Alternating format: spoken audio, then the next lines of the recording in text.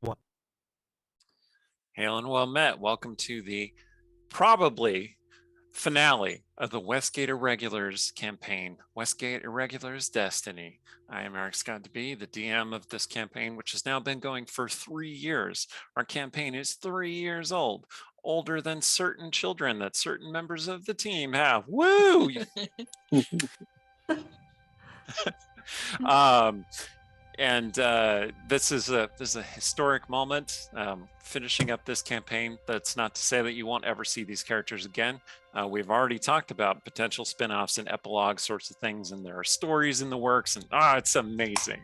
I want to tell you about one of our sponsors, Norse Foundry. They make metal dice that feel like real weapons in your hand. They will dent your table and they will get stuck in your foot, so don't drop them on the floor. We are giving away the Spellbound set, which is kind of the steely gunmetal gray with blue lettering, kind of mystic blue color. It's very cool. 11 dice, 2 d20s, and 4 d6s, otherwise the whole count. So you can do that giveaway with the doobly-doo. It'll give you instructions on which codes to use, or Yang Yang will correct me when we get to him. I also want to say that I am doing my Kickstarter. You can do !justice, the word justice, in the chat, and it'll tell you all about it. It's a superhero series, and I'm kickstarting book 1, or maybe more. Anyway, and that goes through February. So if you see me again, I will still be talking about it. But go check it out. I think you will like it. And on that note, take it away, Aaron. Hi, I'm Erin M. Evans. I'm the author of the Brimstone Angels saga and Empire of Exiles, the first book of the Usurper. I play Cecilia, a half-elf warlock who is, I don't know anymore what I say here. Sorry. I'm going to tell you about our sponsor. Idle Champions of the Forgotten Realms is a strategy game that unites iconic Dungeons & Dragons characters from novels, campaigns, and popular shows into one epic adventure, which includes Farida, Havilar, and Mehen from the Brimstone Angels novels. The game is available for PC and Mac on Steam and Epic, Xbox One, PlayStation, Nintendo Switch, iPad, iPhone, and on all Android devices. If you type in the code at the bottom of the screen into your version of Idle Champions, you will get an Electrum Chest of your very own. And as always, if you don't know what I'm talking about, for more information, you can check them out at idlechampions.com. Hey, I'm Rhiannon Held. I write urban fantasy. The Silver Series is Rhiannon Held, and space opera as RZ Held. And the Amsterdam Institute series of space opera novellas is now complete. If you are the kind of person who likes complete series, that is available for you. And I play Artemisia, and a half-elf sorcerer. And tonight, in honor of probably the last episode in the campaign, asterisk. I'm having a tie-in short story sort of extravaganza. They are AU stories. There are same universe sort of tie-in stories. There's everything. Most of it is free, and then the 2 new ones that are a future look at the Artemisia character are available now, new and special for the end of the campaign. So as we wrap up, you can look forward and see what might happen to this character, and I will put the link in the chat. Hello, everybody. My name is Yang Wang, and I'll be talking about the second giveaway that we're doing tonight. Just real quick for the first giveaway for the dice, it is command !ticket. You just type that into the chat and hit enter. Anybody in the world can enter to win this set, but if you are an international winner, we might end up giving you a gift card instead. We'll see. So the other giveaway that we're doing tonight is our copies of the Cozy Fantasy series, The Tea Princess Chronicles by Casey Blair. So 3 lucky winners will win a copy of book 1, A Coup of Tea, on the stream, and 1 lucky winner will win all 3 copies in the first trilogy set. So the series follows the adventures of a runaway princess who escapes her meaningless life and goes into hiding as she finds her place in the world, serving a struggling community by running a tea shop that sits on the edge of a magical disaster. It is a cozy fantasy trilogy that originally started as a web serial, but by popular demand ran a super successful Kickstarter that barely funded in over an hour and ultimately funded 10 times over. So, if a cozy fantasy adventure sounds like your cup of tea, hit !enter for your chance to win. Otherwise, you can head over to caseyblair.com to read more about it and check out and get a free short story in this universe. That's it for me. Nice. So I just have to say, all this talk about this being the last episode, we are famously bad at ending things. So I predict that this will not be the end. We will be about halfway through, have a ton of fun, and then have to schedule again. It's just me. I don't know. Just gonna lay that down, lay the odds down right now. Now look, you. I have plans to make this epic and conclusive and climactic.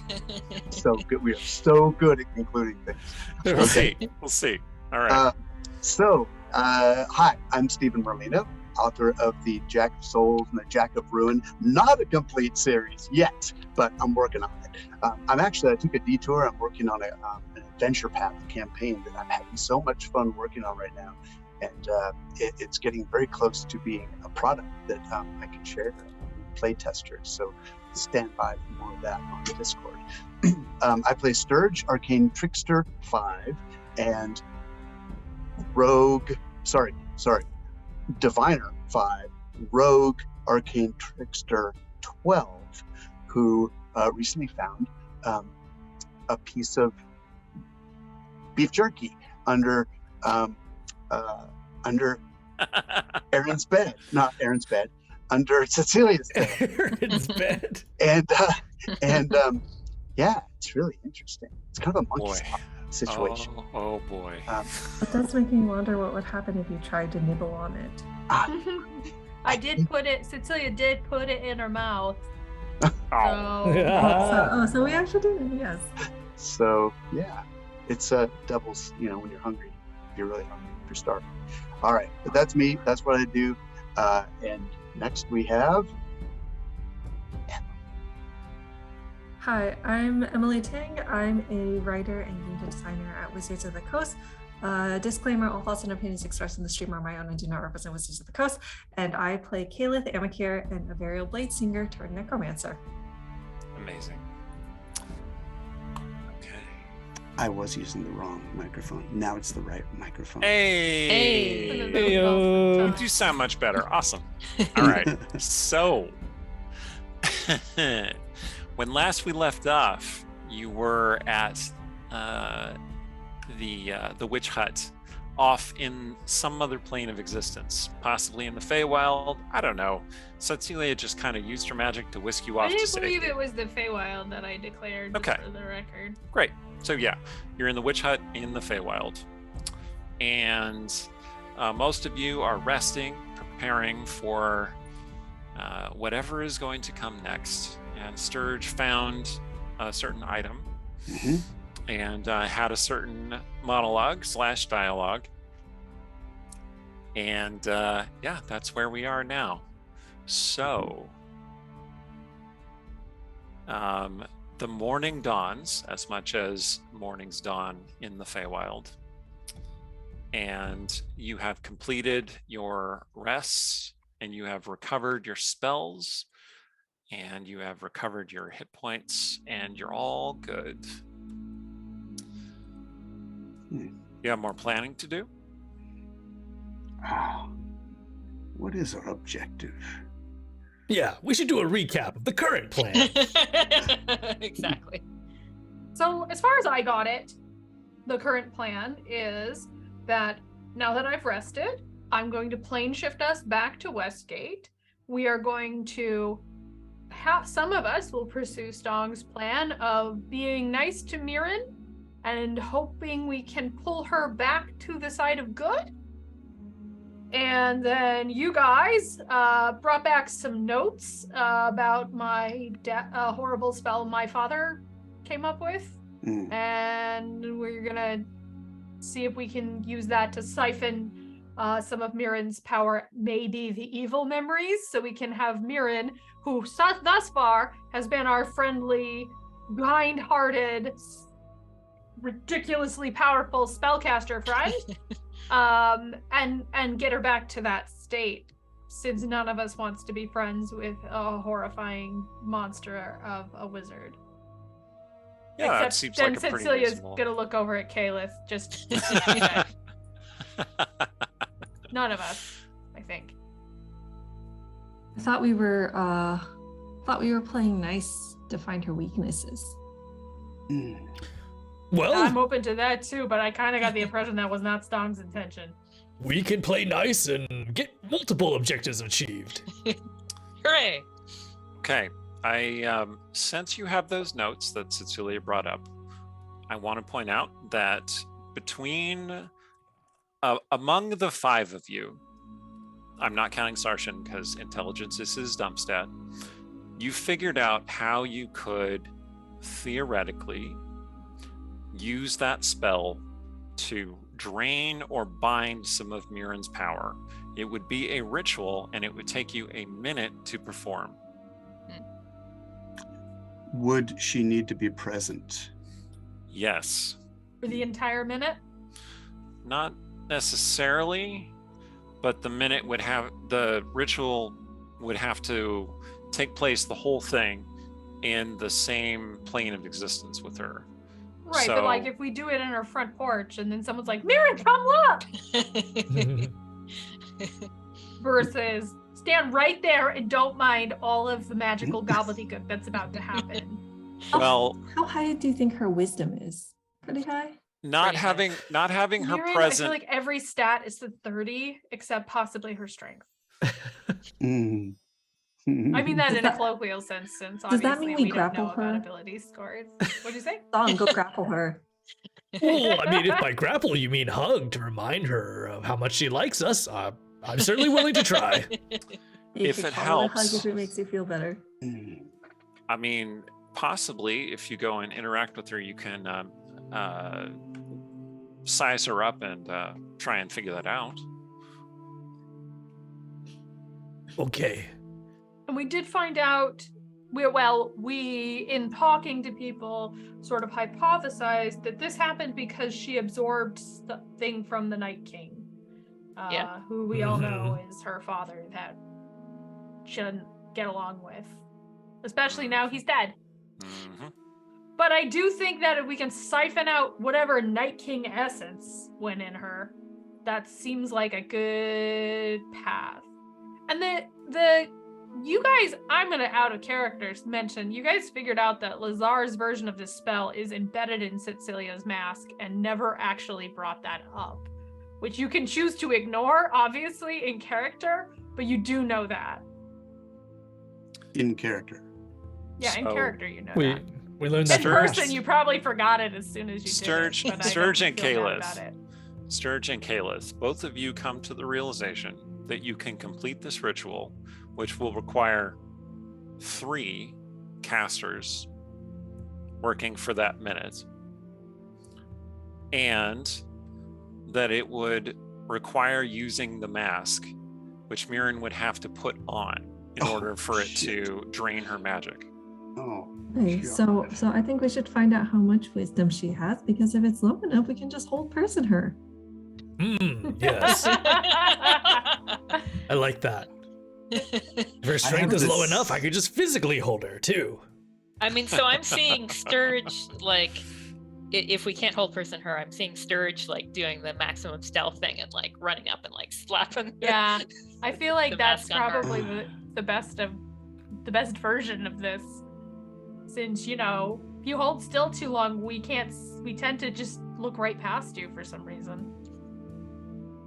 I mean, Artemisia is down to be one of the people casting the ritual. She feels like that would be something that she would be good at. It should definitely be people with high intelligence or just high spell casting ability. Yeah, one of So those. Cecilia could do it. Mm. Artemisia could do it. Yeah. Kayla could certainly do it. Yeah, it's definitely got to do Sturge it. could certainly do it. Stong, maybe not. I mean, Stong's intelligence is quite high. I don't know if you guys realize this, but he's actually, I think, if not the smartest member of this party, one of. It's just tempered by my optimism. What exactly is your intelligence? I once took a test in school and it ranked me in the 16th percentile. Hey, that's pretty great. I guess. So, just to be clear, it's a combination of high intelligence to, do the ritual properly, and decent and pretty strong spellcasting ability.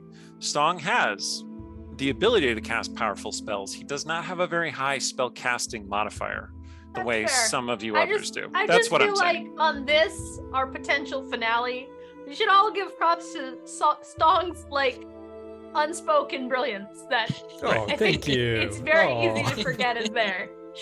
Oh. When I did that DM Thank streak you. and I looked at everybody's character sheets to prepare, I was like, what? Wait a second, what? I do want to say Sarshan is also there. He is happy to help, but he would be terrible at doing this ritual. Yeah, Well, no, I- don't. Mm-mm.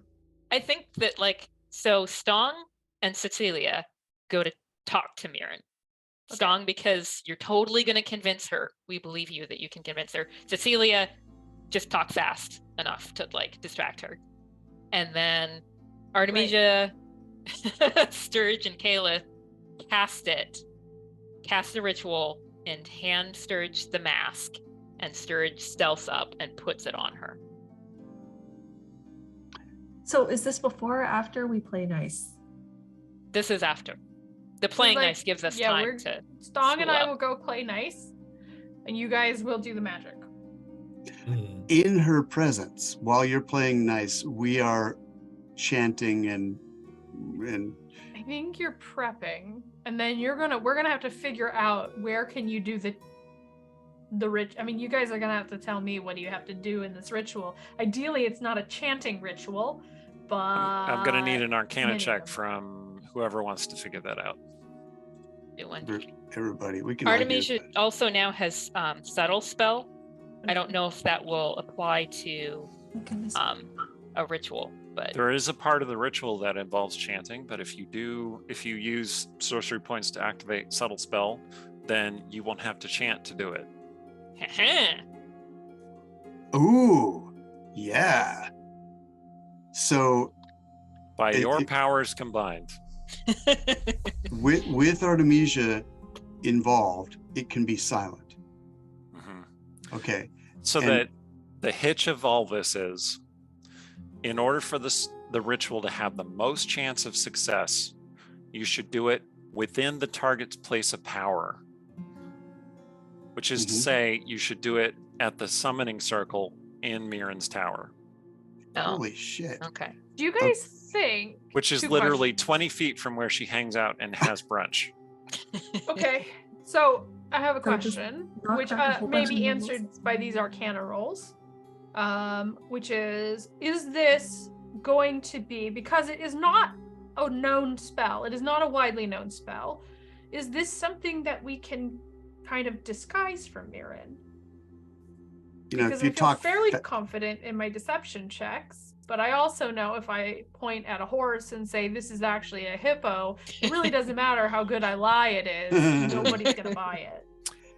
Yes, it is possible that you could hide the efficacy of what you're doing from Mirren, like hide the purpose of the ritual. This isn't necessarily a spell that she knows, right? Maybe we could tell her it's to suck magic out of other people and to give it to her. If we don't convince her not to be evil, maybe we tell her this evil spell is actually for her benefit. And then if she can spot the fact that it's a siphoning spell, she'll just assume it's beneficial. For her benefit.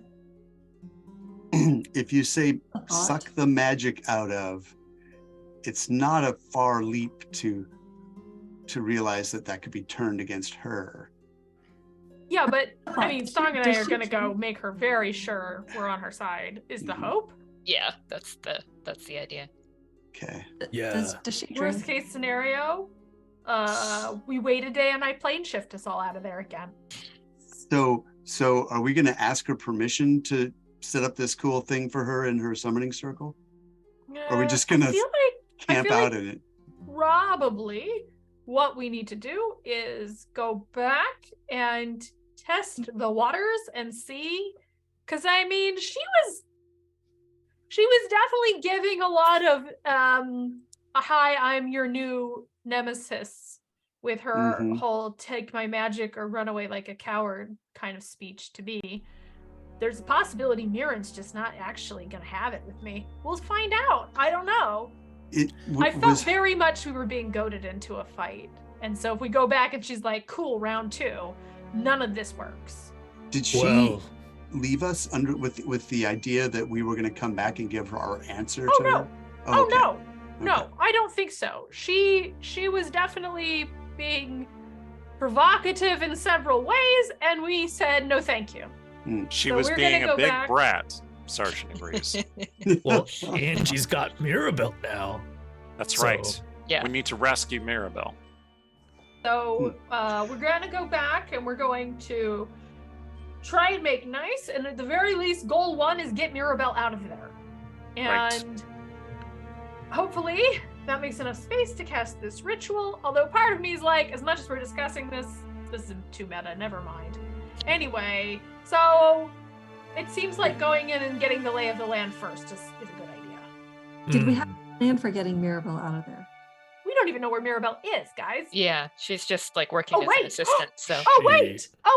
Wait a second. Have we all like leveled up in the night or what? Are we doing this narratively? Yep. Wait, I think I know a spell. I can scry Mirabelle, it turns out. Oh, hey.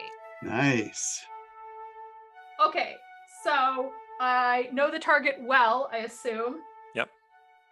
So change her diapers. Yep. Yeah, I feel like bought her first shiv. I feel like I know Mirabelle pretty well. Yeah. So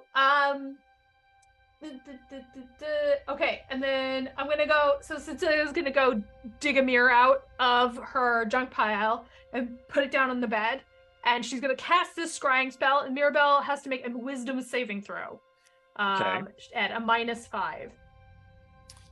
Okay. Let's see. And it's a 21 to beat it. Ooh.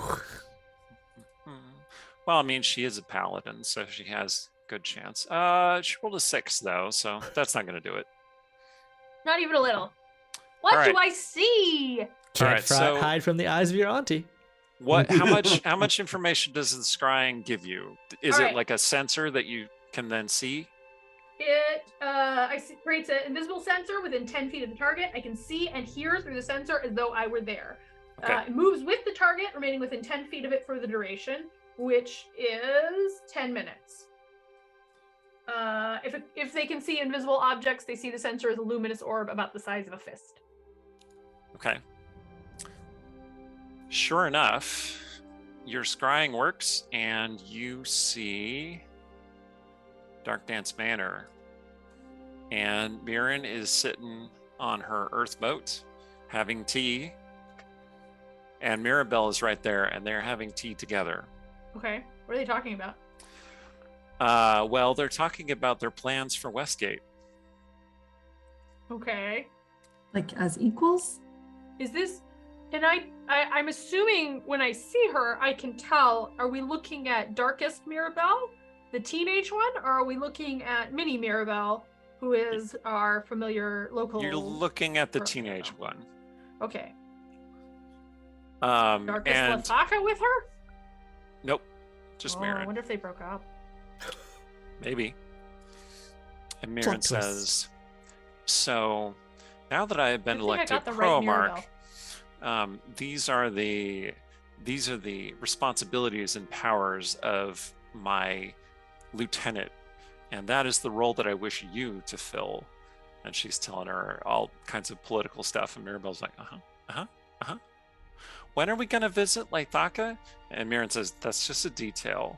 Don't worry, that will happen soon. Okay. I have some business to work out with your father first. Are the things that they're talking about doing dangerous? She's suggesting Mirabelle do dangerous things? Nope. She's suggesting she do things that are evil beyond a basic political kind of low-level banal evil kind of thing? It seems to be pretty legit democratic political stuff. Okay. I'm going to describe this to the group. I have no idea if everybody else can see it. That's not totally clear to me. Well, in what surface are you viewing? A mirror. I went and there dug is a mirror a out of mirror. my trash. I went and dug a mirror out of a pile of junk. Threw it on the bed. Well, yeah, there was also a mirror that Sturge was talking into, so it could be the same mirror. That's the good mirror. I don't want to get that. All right, one. not the good mirror. A mirror that you dragged out of the It's junk pile. heavy! The junk pile, aka storage. Storage. Yeah. And okay, so everyone can see this kind of dim vision in the mirror. And Mirren says, "Oh yes, I'm sure it's just a misunderstanding. He'll come to his senses. He loves you after all." And she looks up at the sensor and smiles. Can I insight check her? Yeah. 22. She doesn't necessarily seem to be lying. Like, right, but is it that thing where you say one thing but you mean the evil version? She does. I feel like Cecilia can read that kind of thing. She does seem to be not necessarily brainwashing, but like talking Mirabelle into being on her side. Got it.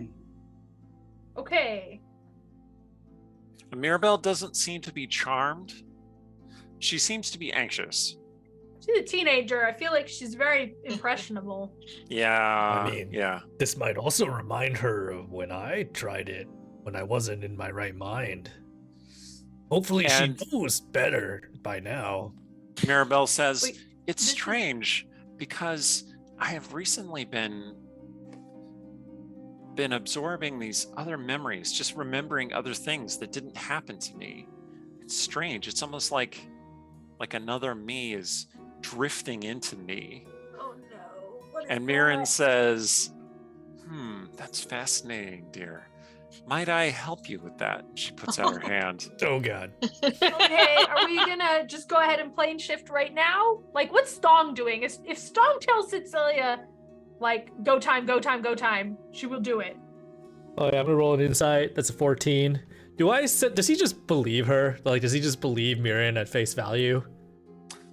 Believe what about Mirren? That she's offering a legitimate political appointment? Yeah, like the words that she's saying are what she actually means. Yeah, that seems genuine. Like she's trying to sway Mirabelle to be on her side. Oh, with a carrot rather than mean, a stick. Yeah, it sounds like she's just helping out Mirabelle. But you see the runes light up on her hand as she's holding it out to Mirabelle, and you know that she does absorb people's memories and power and stuff, and that could be what she's doing right there. From what I remember of the absorption, is it like a life draining type of thing? Is it like, will it harm her? Oh yeah. Oh yeah. Let's go. All right. She did extinguish at least a dozen people right in front of you. So yeah. Given that Stong, I feel like Stong is driving this kind of thing. So Cecilia's gonna cast plane shift. If anybody really doesn't want to plane shift and wants to tackle her, you probably have a second. Although DM's discretion. Yeah. But otherwise. I also want to cast a spell before we go. Okay. Everyone, I will allow you to cast one spell before you go. Is that in addition to plane shift or? No, you're casting plane shift. Balls. Okay. I'm going to remind everybody about Sarshan's aura. I finally got around to programming it to actually show up on the screen. So when you are within Sarshan's aura, this is what happens. You get a +5 on saving throws. You have resistance to damage from spells, and you cannot be frightened. Okay? I can't be frightened anyway. That doesn't suck. Some of you can't be frightened already. But the +5 to all saving throws is pretty nice. And the resistance to damage from spells, considering you're going up against a very powerful spellcaster right now, that could be a good thing. So. Yeah. Stone doesn't want himself to get manipulated again by any sort of magics, so he's going to mind blank himself. That's going to be my spell. Okay, Sarshan is going to cast a spell on, it's going to be the Warding Bond, which he's going to cast on Cecilia. So the rings glow. Sturge, Thanks. Sturge has already cast non-detection on himself. Yep. But in addition, if there are spells that you Oh, wanted they to can't cast right that now. have a long duration, like 24 hours, I will say that you could have cast those spells before this all went down, because okay. you knew you were Ooh. gonna get there, like, and face Mirren. So Oh, okay. That's mind blank then. Instead, I'll do Yes. Rari's telepathic bond, which just lasts an hour. I wonder if the telepathic bond and the mind blank like interfere with each other. Hmm. That's a weird mechanical question. That is a but weird mechanical question. We're gonna gloss over it for now. Mind blank, It's the intention basically- of, yeah. You get a static over everything. So it's Right. like a really bad Zoom call. You can hear everything, but you're like, oh my god.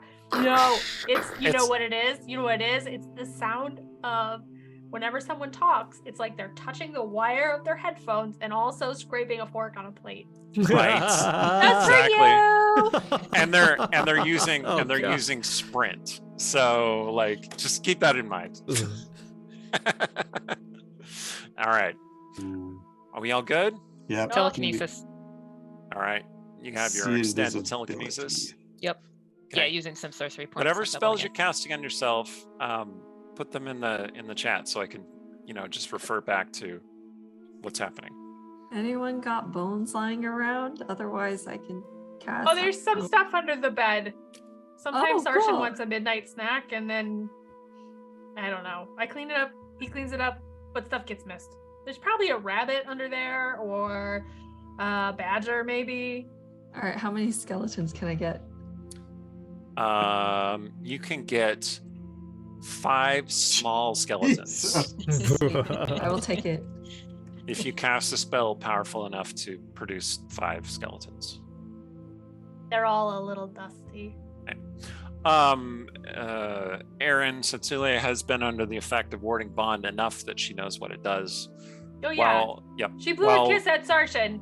Okay. It was not clear. Remember that you gain a +1 to AC and saving throws, in addition to the +5 if you're near enough, Sarshan. And the range is 60 feet. If you go outside 60 feet, it ends the spell.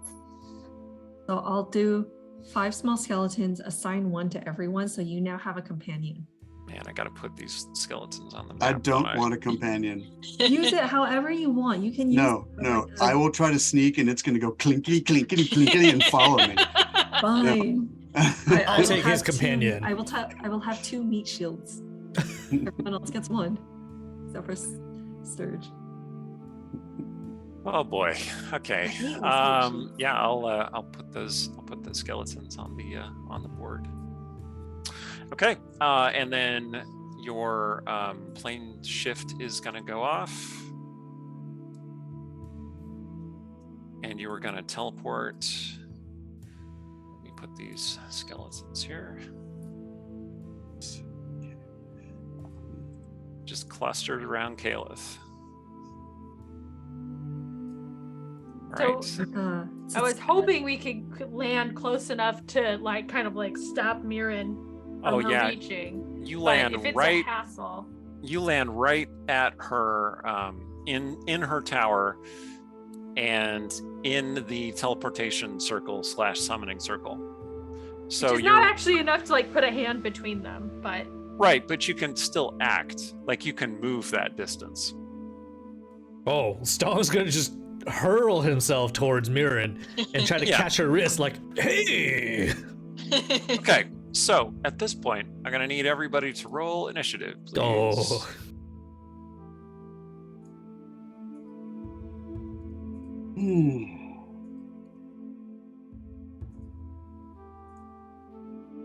No, that probably didn't take. All right. Here, Yeah, remember try to this click again. on your token on the Oh, map. yeah.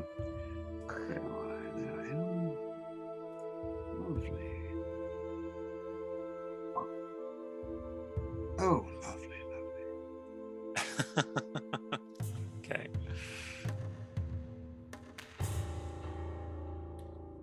Dang it, my first one was better. why Oh, is well. this not working? All right, just take this one, whatever it is.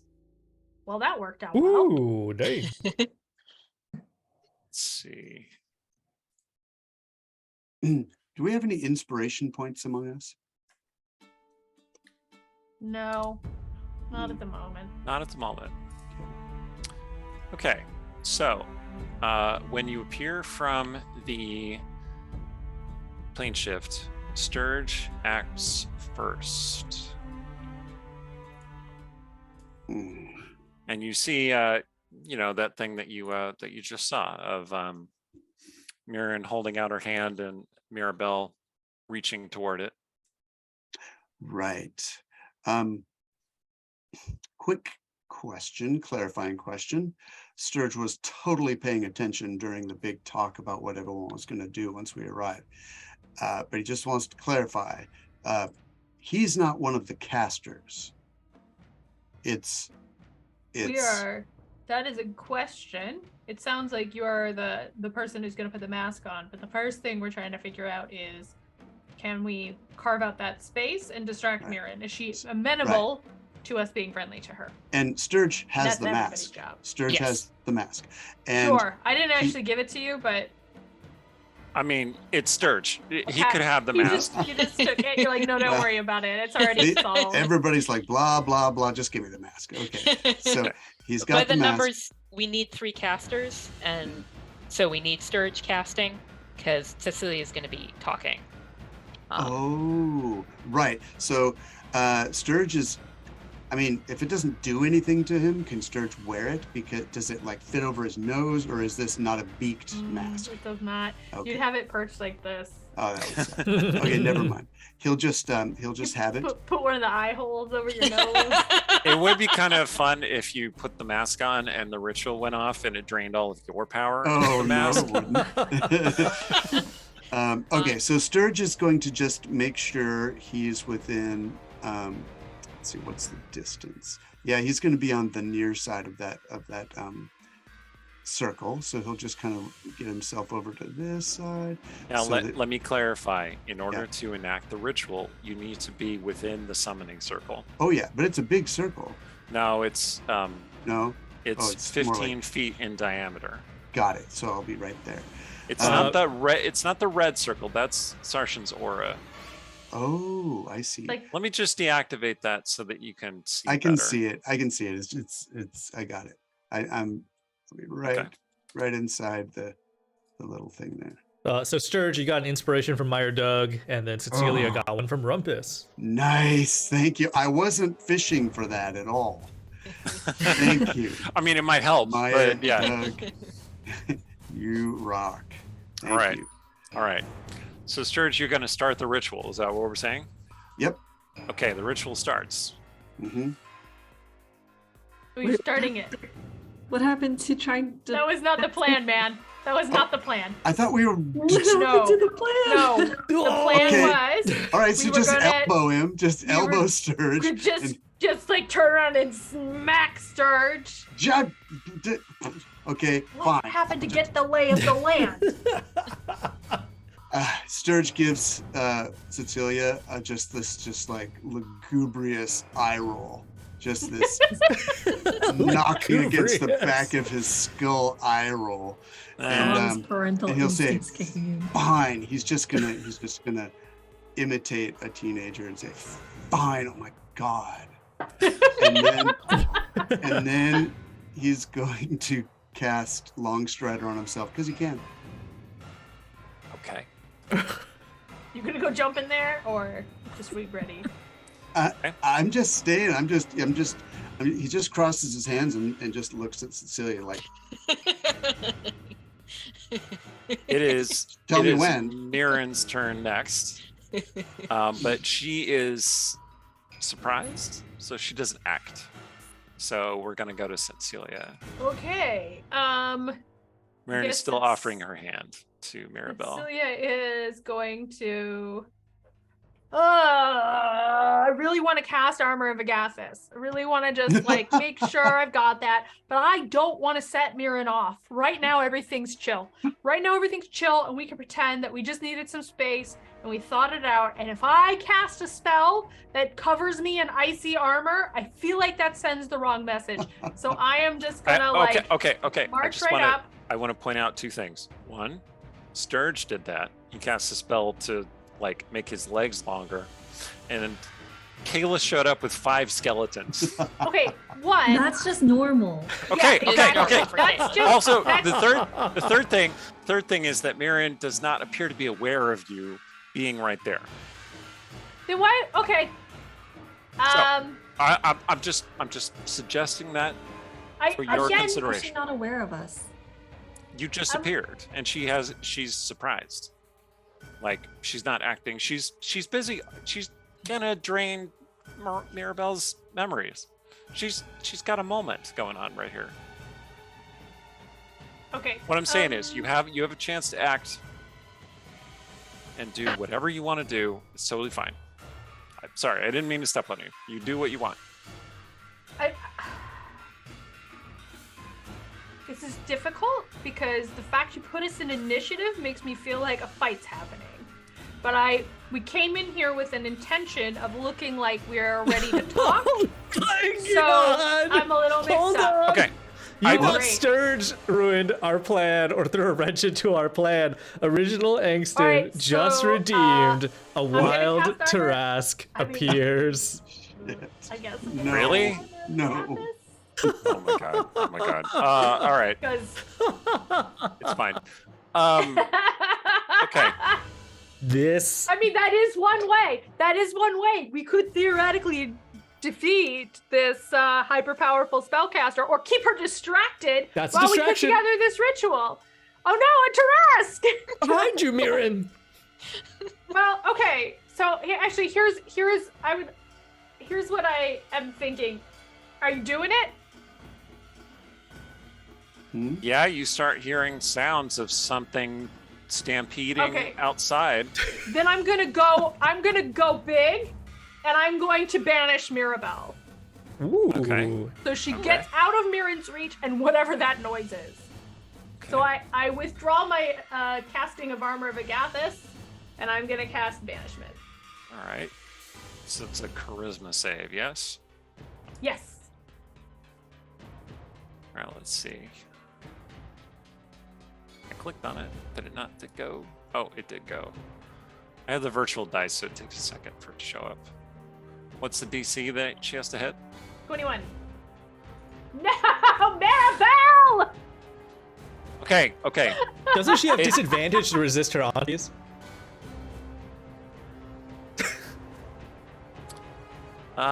Unless Sturge wants to foresee this result. Yeah. I was kind of saving that for a really important saving throw for. Is this a really important saving throw? Actually, Follow you know your what? heart. Just you know what? I have to roll my Okay. my things for the day. So let's do that first. I have a 10, 11, and a 20. Oh. I mean, I Either the 10 or the 11 would make her fail. yeah. So I'll give her the 11. Okay. Yep, Mirabelle disappears. Oh, thank goodness. Thank you, Cecilia. Sturge. Sturge? Don't look at me. All right, it would be Mirabelle's turn, but she is in the icy cave dimension. Stong.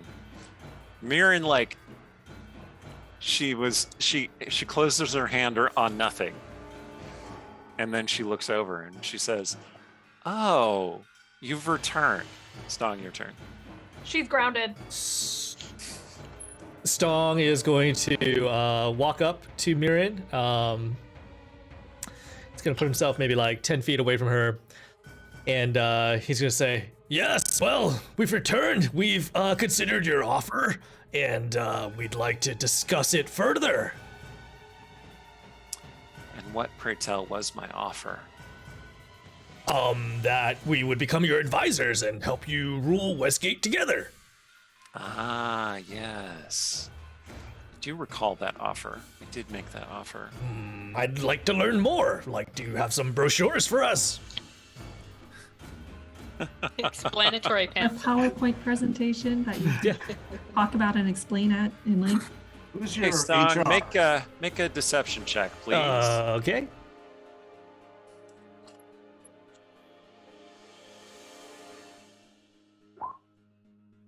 7. No. she looks Yeah. she looks over at Celia and she says, "You have worked up some sort of plan, haven't you? You're stalling me." Okay. Are you gonna do anything else, Don? What is that rumbling that I hear? That's it. That would be the Tarask, I'm sure. Okay, Artemisia, are you gonna start the ritual? I'm going to start the ritual. Okay. Ritual start. Okay, Sarshan is gonna step up next to both Stong and Zetselia, and he has drawn his sword and he says, "Mirren, you seem like a nice person, but you have gone mad with power, and I would like you to cede that power, please. Please." Was that not the plan? Reaction? No, it was. Could Oh, you- dang it. Okay. He is attempting to intimidate Mirren. Stong's gonna elbow him gently. That's not nice, Sarshan. Yeah, we're friends with Mirren. We're friends with Mirren, and we're here to help her. Ah, yes. Well, he got really bad on his intimidation check. Aw. Yeah. He's like, yes, we are here to ask you very politely to, Slow down. whatever. Slow down. Yeah. See, I already used my action, so I can't get a Okay. jump in here. But it's I just very put tempting. I put everybody in initiative because you were specifically trying to stop Mirren from doing a thing. So that's why you're in initiative. But I mean, this might devolve into battle at any point. Any moment. Like when the Mirren- Trask enters. Mirren is still looking specifically at Cecilia. Okay, Kalith, you and your skeletons. Where should the skeletons go? Well, they're just clustered around you. Yeah, I'm like, should I have them surround us as a very, very temporary shield? While we're casting the ritual. Just maybe. Baldur's Gate 1 it. Just stop all the bad guys from getting to you by continually summoning monsters because you know they'll one-shot you. Yeah. All right, let's put up a double wall between us and Mirren. Okay, wall of skeletons. Just like 3 in front, 2 behind. And Okay. then Caleb is gonna join in on the All ritual. right. Kalith is going to join in on the ritual. So, Okay. so the ritual casters are basically like, this is all we're doing now, right? You have to spend your action each round casting the ritual, which will require an Arcana check. And I will go ahead and have Artemisia and Kalith both roll an Arcana check at this point. I should have had you do that on your turn. Ooh, nice. Okay. 23. Okay.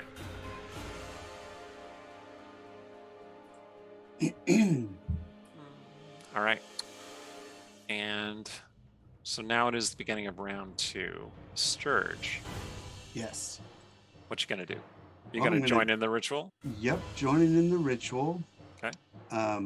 Want to apologize for stopping you the first time, but in my defense, I didn't know what Tarask was going to happen. Ah, yes. Never expect it. Okay. So I have rolled a 21. Okay. That's I have a reliable talent now, so it might actually be a 23. Okay. 24. Yeah, with your reliable talent, anytime you roll a skill check below 10, you just count it as a 10. So, yeah, it's 24. No, it's 21. It's Okay. it's working. I switched the little thing that said reliable talent, and it's doing it for me. Okay. Cool. Cool. All What's right. our target for that? You think it's DC 20 would be your target? God. And what if one of us screws up? Will the others carry them? I through the- guess we'll find out. Oh my god. Okay. Okay, so we're back to Mirren and Cecilia. So Mirren has largely ignored both Stong and Sarshan and is looking at Cecilia. She sees Cecilia as you know, the face, the real person to talk to. And she says, "What have you done, child of thieves?" I mean, there's a lot of things you could call my parents. That wouldn't be the first thing I'd go to. But A magical took thief Mirren. knows a magical thief. I took Mirren. Oh, excuse me. Anyway, I took Mirabelle away so that we could have an adult conversation. She's too young. She's too young to get involved in this. I mean, look, we had to go sit and think about what you were asking and what we could do and whether it was right. But, you know, we came around to the point that we're not happy with how Westgate is right now. You've got a vision. You've got a plan. I don't like the idea that some 16-year-old kid is going to be running it. I want to hear You'd more rather before. it be you. Is that what you're saying? Well, of course. I think we're all much more qualified. And also, Stong, I'll be honest.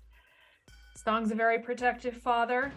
I think you and I both can appreciate a parent that cares about their kid, that's trying to look out for them.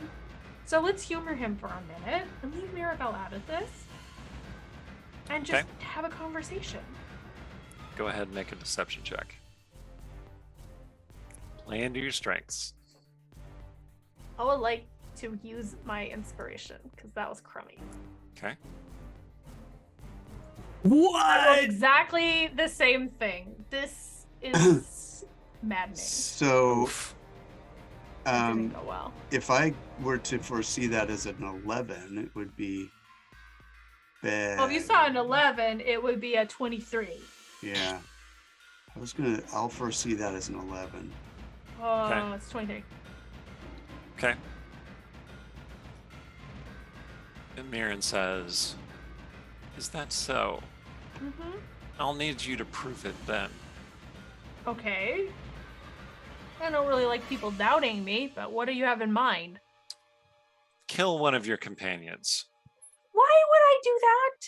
I only have room for one lieutenant.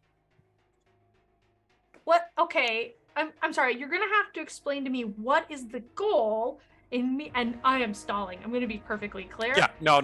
Yeah, I get it. Yeah. What is the goal here? Like, I mean, you're telling me you've got a vision. You're telling me you've got a plan. But what you want is a mindless lieutenant who will just murder someone that they care about to prove they like you better. Mirren, I have a question for you.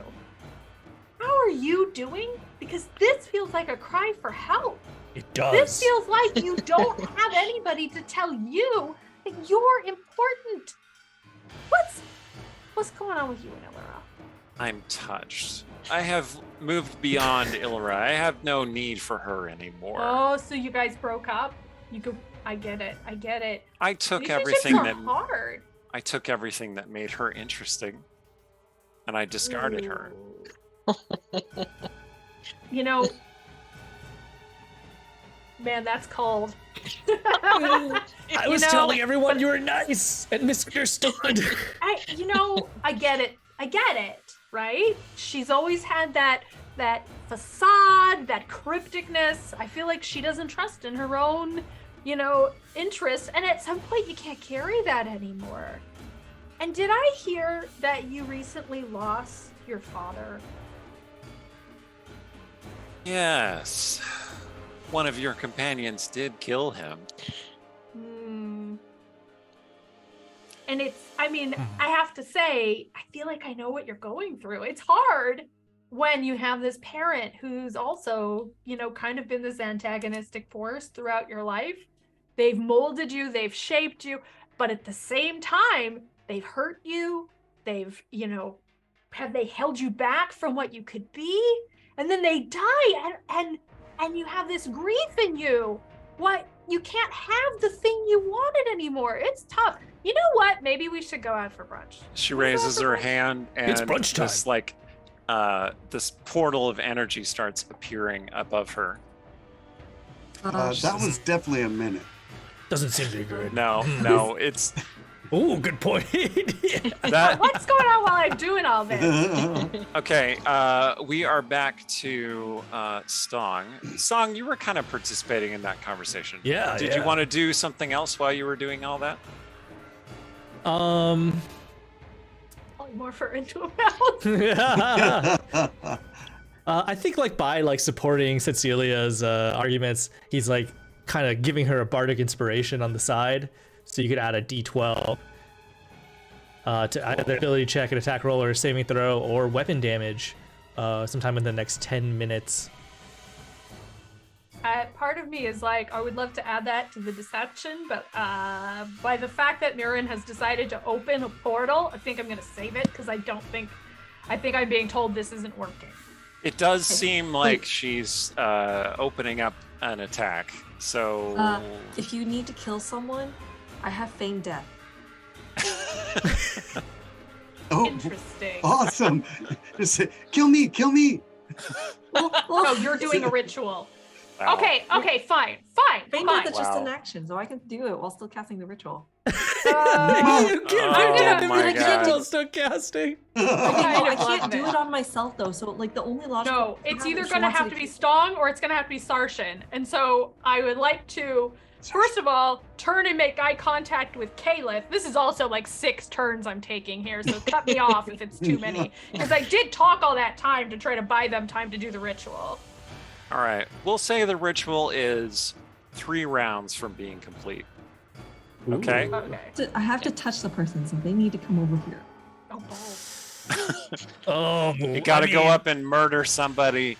Okay. Cecilia. It's the But face. this is a spell. Cecilia, wait, you never mind, we can have a kill problem. me, Cecilia. This is one casting time is 1 action plus 10 minutes. Never mind. Oh, never no. mind. Oh, never mind. Did I say that out loud? That seems like an idea now. Ston gives Caliph the nod. And Kayla's like, This is going just like one of our plans. I'm just looking something up in my Classic notes here. Westgate Irregulars plan in action. Oh, boy. all right. We got, So do we need so to make where are we? 2 Does more disguise self work? Can I arcanas disguise someone each? as a dead version of themselves? Like I said, Cecilia has stalled to now you have 3 rounds of continuing the arcana checks as an action on your turn to complete the ritual. Yeah.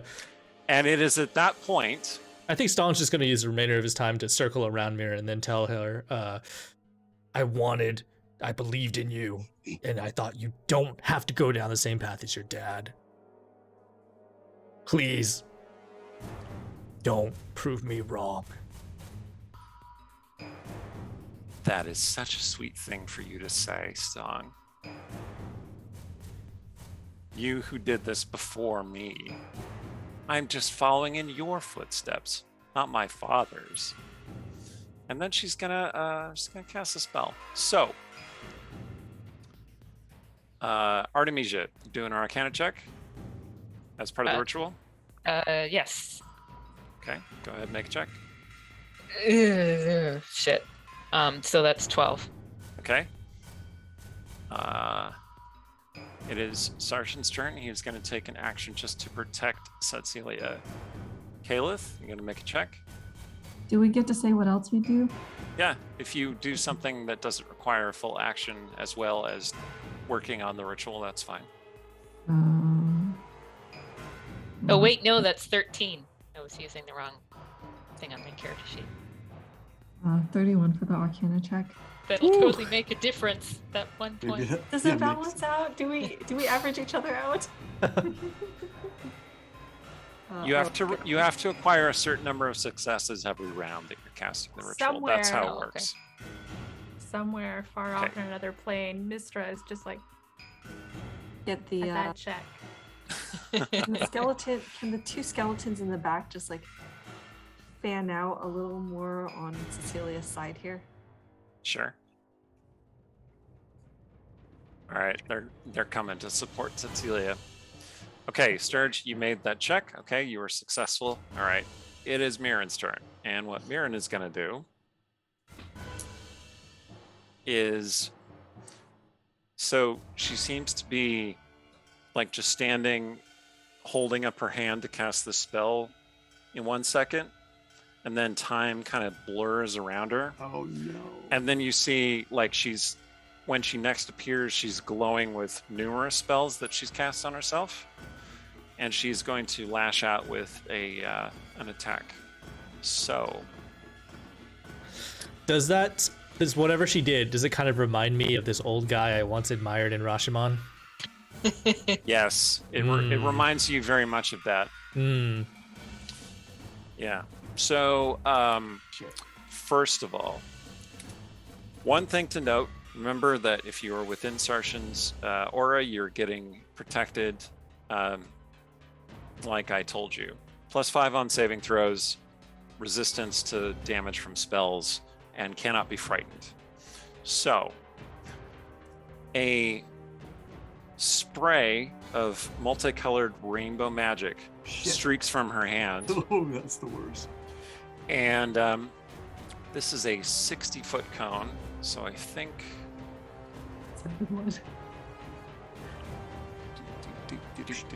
Yeah, that's going to hit everybody. So I need everybody to... Except for Stong, because Stong is now on the other side of her.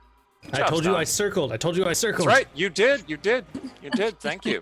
All right. I'm going to need all of you to make a dexterity saving throw. The people within Sarshan's aura are Cecilia and all the skeletons. Good for them. Is evade useful in this? Evasion? Possibly. Okay. Remember because that she did it during the time stop, we can't counterspell, yeah. Okay, the prismatic spray, that ends the time stop. So you can't counter this, but any subsequent spells you could, in theory, cast counterspell on. Okay. And Okay. I get +5 to his saving throw, is what you said. And Correct. can't be frightened, and advantage, or the other thing. Oh, good, I rolled really nice, 20. Okay, awesome. So, I roll each skeleton individually or just one for all? Oh, 25 because of the +5, I forgot. right, yeah. So, Cecilia, you made your saving throw.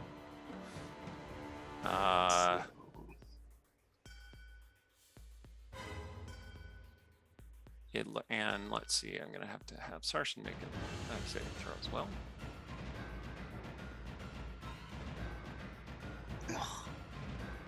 He did not make a save. Okay, Sturge did not. I don't think either.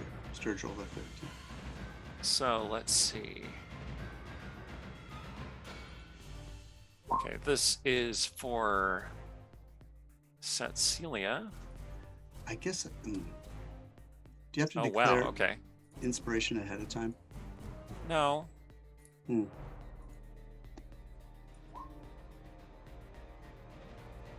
Okay. Cecilia, the ray that strikes you is the orange one.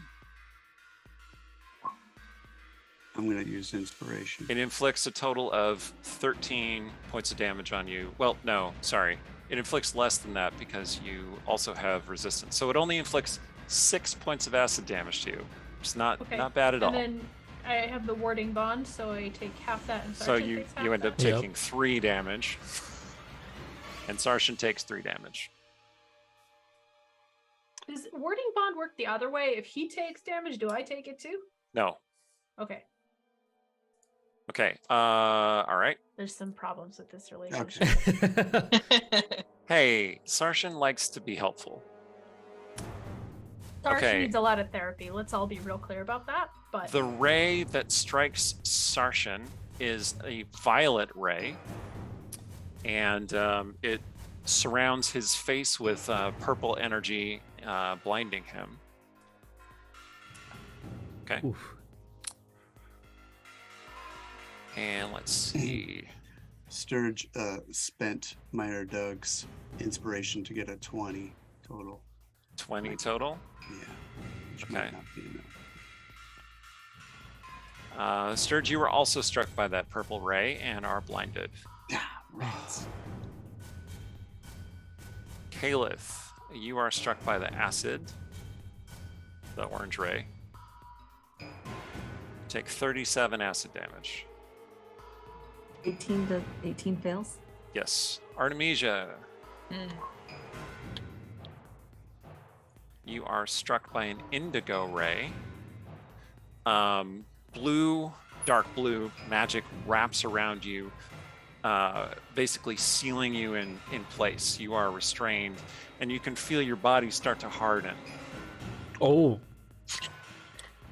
Okay. Oh no. All right. So Skeletons? let's see. Let's see what fate befalls the skeletons. The skeletons turn to stone. Oh. So now there are stony skeletons. Can I still command them? Yes, but they can't do anything because they're turned to stone. You guys are useless. Well, they are obstacles now, if that helps. Like they're providing a little bit of cover, I guess. Maybe? Who knows? I would so love it if they become the last thing that trips her up. Ooh. Okay. All right, Cecilia, your turn. Okay. So I've known Mirren for quite a while, and I feel like I have a sense of various attributes of hers. Do I have any idea whether certain castings might be absolutely foolish? Is there anything I can make to see? I will let you make an insight check, please. Okay. It's a little metagamey, but at this point, I'm not interested in a save or suck where it's like, it's so cute, you thought she could roll below a 30 and wisdom. You're pretty sure you cannot charm her, and you're pretty sure that she also has Mind Blank cast on her, much like one of your companions did. Mind Blank prevents psychic damage. Great. Okay. That's annoying. And how long has it been since I banished Mirabelle? It has been 7 rounds. Okay. Or actually 8 rounds. This is the 8th round. Okay. So You're still concentrating on that spell? I am. Although I'm gonna make eye contact with Stong and try to send with my eyes, like, she's coming back soon. Well, we've got the bond. Yeah, oh, the that's right. telepathic bond. So I don't even have to make it very expressive eyes, but I'm like, she's coming back soon. Yeah. You need to prepare. Your eyes told me everything. We're having a moment. Okay. Okay, so that's not gonna, man. I probably would have picked different mystic arcanums if I had a sense of how some of this would have gone down.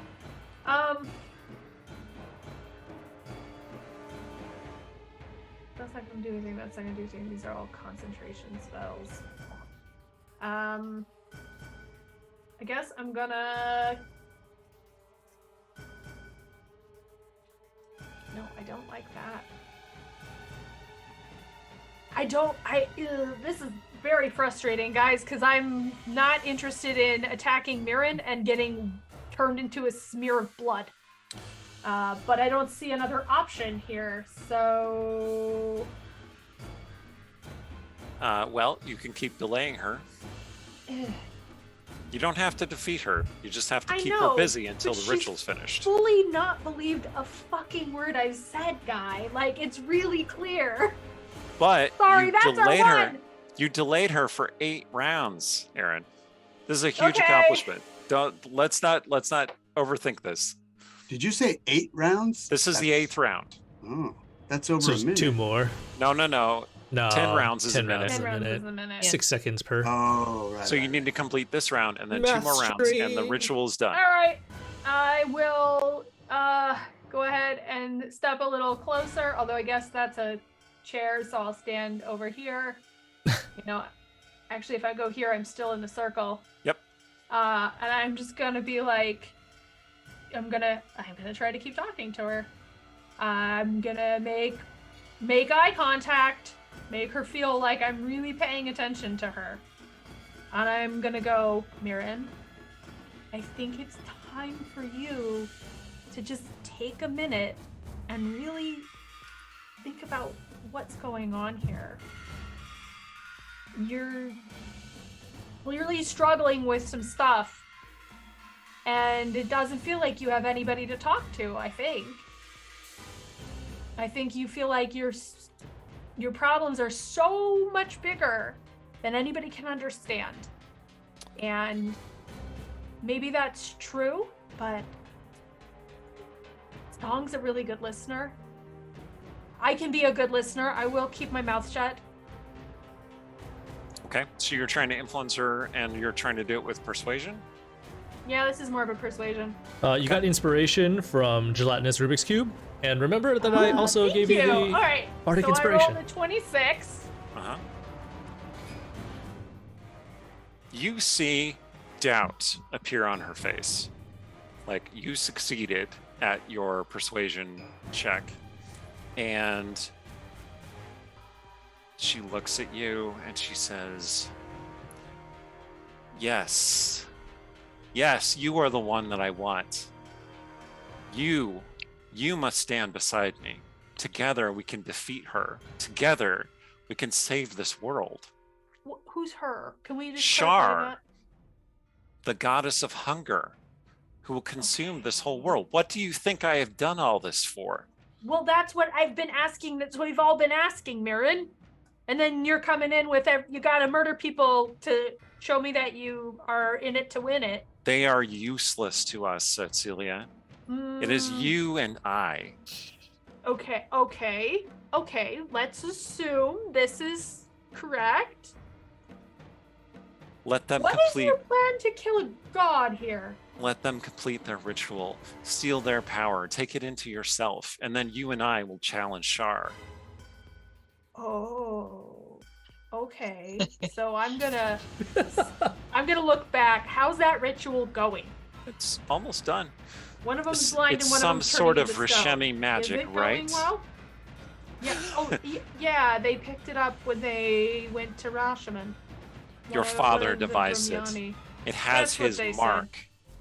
But you don't know how it works. If you did, I would know too. Okay. Are you in my head right now? Of course I am. But there's one person I can't read. Who's messing up the signal for everyone. She looks at Fair Stong. Stong's in the back like, Cecilia mentioned brunch earlier.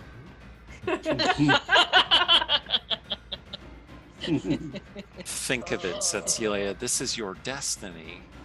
You know, here's the thing, Mirren. People say this to me a lot. I don't know where it comes from.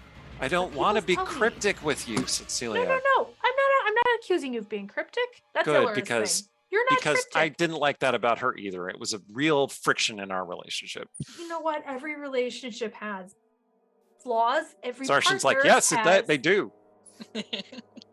attributes that you have to kind of work around. But there's, all the good stuff. But this is what I don't get, okay? Because the Golden Raven said this to me too, and she's gonna like kind of talk and like wave her hands, and she's gonna look back at this ritual and make sure it's going as she does this. So the Golden Raven said this to me too, and I don't get it. And it's, you are the one, and you will have the power, and don't you want the power? And I don't get it. What is that? What am I giving off that's bringing these people to? I don't understand because I mean, if you ask anybody else, I am the laziest person they know. Are you not your father's daughter? I mean, I'd like to think no. Don't you struggle with them? Have I misjudged you? Well, I have no idea because I'm asking you. You tell me what. I might be having a little existential crisis. She's trying to give off like, I'm having an existential crisis here. Right. And now I need Mirren, who is wiser, to help me. Okay, let's go over to Song. Song, what are you? Okay, Cecilia seems to have distracted Mirren from, launching some other slaying spell at you. Oh man. Man, I don't like this influence. You do see her unprotected back. I'm just saying. I don't like the influence that Mirian is having on Cecilia. Is the rumbling in the distance getting closer? Oh yeah, you hear a loud growl in the distance. Oh, right. And a rumble. When I glance up at the portal, you said that Mirian had opened a portal? Yes, there is a portal shimmering over her head. When I glance in the portal, what do I see? You see visions of darkness and destruction, and it looks like a portal to the abyss, perhaps? Okay, don't like this. Urgency. So, I don't like what Mirian's been doing to my best buddy, Cecilia. So Stong's gonna step up behind her, drop a silent spell, and I'm gonna start it 20 feet behind us, so it just catches like Mirian, but not Cecilia. And then also catches myself.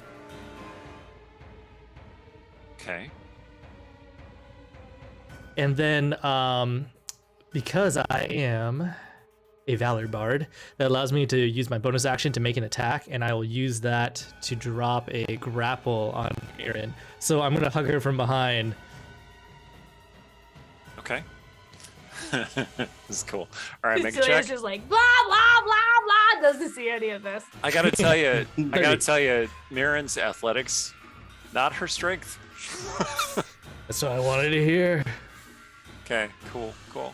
All right. Well, I mean, she did roll pretty well, but it's not enough. Not enough. She is much stronger than she looks. Like, she has a 20 strength. You could tell just by grappling with her, and she almost resists your attempt. But you press your arms around her. And as you touch her skin, your flesh starts burning and unraveling as though you had just touched Illyra's skin. Whoa. Does that mean Yeah. I can't hold her, or am I just taking damage? Oh, you can. You take 21 necrotic damage. 21 necrotic? Okay. Ugh. Yeah, she looks back at you. She can't speak because, silence. But you hear in your head, Wait, mind blank. you had Yeah, mind blank. I can't hear anything. You in my hear head. you hear a very fuzzy. You had your chance. No, I can't hear anything. Mind blanked. Okay. Oh my god, this is amazing! With mind blank plus silence, they can't talk to me at all. They can't talk to me at all. Pure isolation. Yeah. Cool. God, that sounds amazing. The Cool. anti-BBEG monologuing combo. Let's go. The absolute worst thing for a DM. I'm sorry, I can't hear you. All right. So, Artemisia. So, I'm gonna need two things from you. Yeah. One, which is you're gonna need to make a Constitution saving throw, please. Okay. Yes, decent. Okay.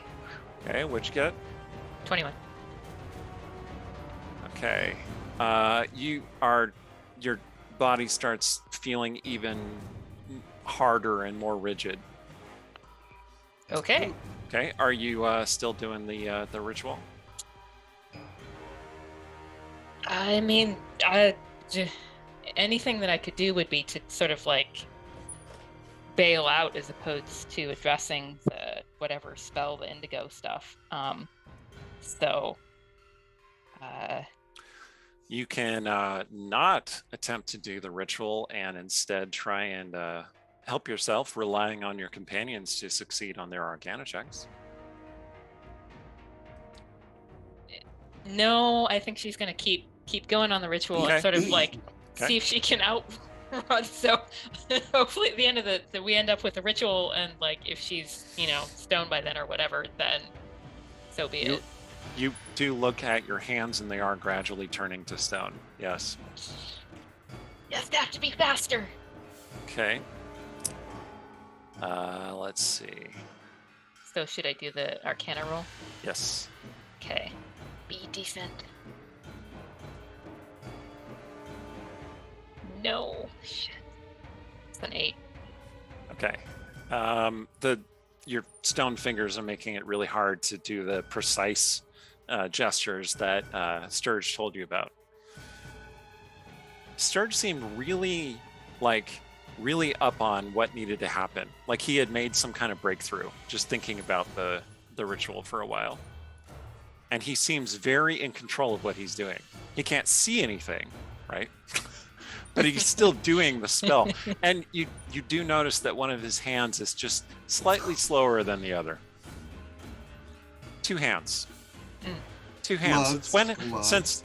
Yeah, they are gloved hands. Okay. Anyway, okay. It is Sarshan's turn, and he is blinded. Let's see. The first thing that happens is he makes a wisdom saving throw. Oh, good. Oh, good. That's his best. Wait. Oh. I'm kidding. That's not his best. Mm-hmm. Oh, okay. Cool. He did make his save. That's good. Okay. The blindness goes away. Cecilia, you recognized that effect had some kind of temporal, dimensional spell to it. Like if he had failed that save, it would have shunted him to a different plane of existence. Well, that would suck. Thrown him out of the material plane. At least it would have been all of him and not just his eyeballs. Right. He stays here, but his eyeballs go somewhere else. Is he seeing what happens there? Oh.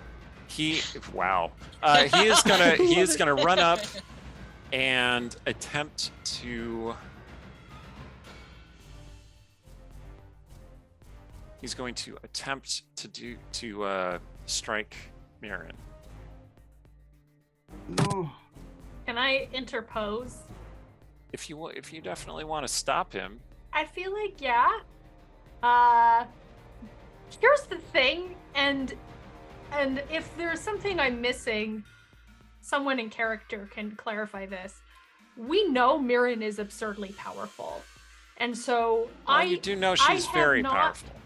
Yeah, I mean, if I've turned around at this point, I've seen her struggling against Stong in a way that shows she's not the toothpick she looks like, just as an example. And I don't think that's her top thing. It's not like she's secretly been wrestling everybody. Like, if she's very strong, I'm assuming everything else is off the charts. Everything I've seen Mirren do has been extraordinary. And so I feel like Cecilia going into this is definitely avoiding tipping this into a full fight, because Mirren will murder at least one of us. And chances are, given what I know about Sarshan and his tendency to run in and hit it and take as much of the hits as possible without thinking, it's probably going to be him. So you want to try and stop him? So Cecilia is going to try and stop Sarshan. It could be to get him to delay his action. Okay. Cecilia, you hold up a hand? Yeah, Because actually, you can't say anything because you're silenced. I'm not actually, you're not in the silence. silence. You're not in the silence. Okay. So I see the actually, circle. I would like to, I guess, as a reaction, sort of pivot and be like, this is exactly what I'm talking about. Sometimes there's these traits, and we just have to deal with it. And what did the cleric say? The cleric said, you need to listen more. She is an archmage of destruction. If I don't stop her, she could kill you. Are you... Okay, once again, is every problem yours to solve? Is every problem yours to solve? Is this going to be fixed with a sword? You make a good point. Just wait a second. Can she hear us in the silence? No. Okay. I don't know if I've noticed the silence, but in this moment, in the calculus of what is most important, Cecilia went, keeping Sarshan from becoming a smear of bodily fluids on the cobblestones, jumped to number 1. Okay. I don't want to see your brain splattered, like, at all. That is the thing that would break my heart the most. Okay. Sarshan takes your hand and he says, that's the sweetest thing you've said to me today. Sturge makes gagging sounds. I will trust you. All right. Why couldn't she have taken my ears? He holds his action. All right, Kalis. The acid has got all over you and is still burning, but you took all the damage you're going to take from it. It's your turn. Roll Gonna do the Arcana? 20. All right. The ritual keeps going. All right, you're almost there. Just one more round and then it's finished. All right, Sturge. So this is the last round. If you complete 2 Arcana checks, you will have this empowered mask. Okay, now, don't I also get some kind of roll? Oh, it's the end of my turn? You need to make a wisdom saving throw at this point. What's my target? And it's 24. Good Lord! I'm going to use my 20. I'm going to foresee it, which will give me a 27. Probably a good idea. How concerned are we about this wisdom saving throw that Sturge has to keep making? No, this is for my blindness. Oh, okay. Yeah. Okay, so you foresaw being the blinded. hand. Yes. And you're going to use your 20 on this? Yep. I shake it off. Yep, you shake it off. Okay, and you now... are not flung into another plane. Good Lord. Prismatic spray, man. Oh, that is brutal. Okay. Giving a little nod to, the LGBT community there by having just utter destruction from a rainbow. Anyway. Okay, Sturge is just going to glance down at the tile where the circle is inlaid, and he's going to go, huh, there's a plaque here. Westgate Women's Deadlift Champion.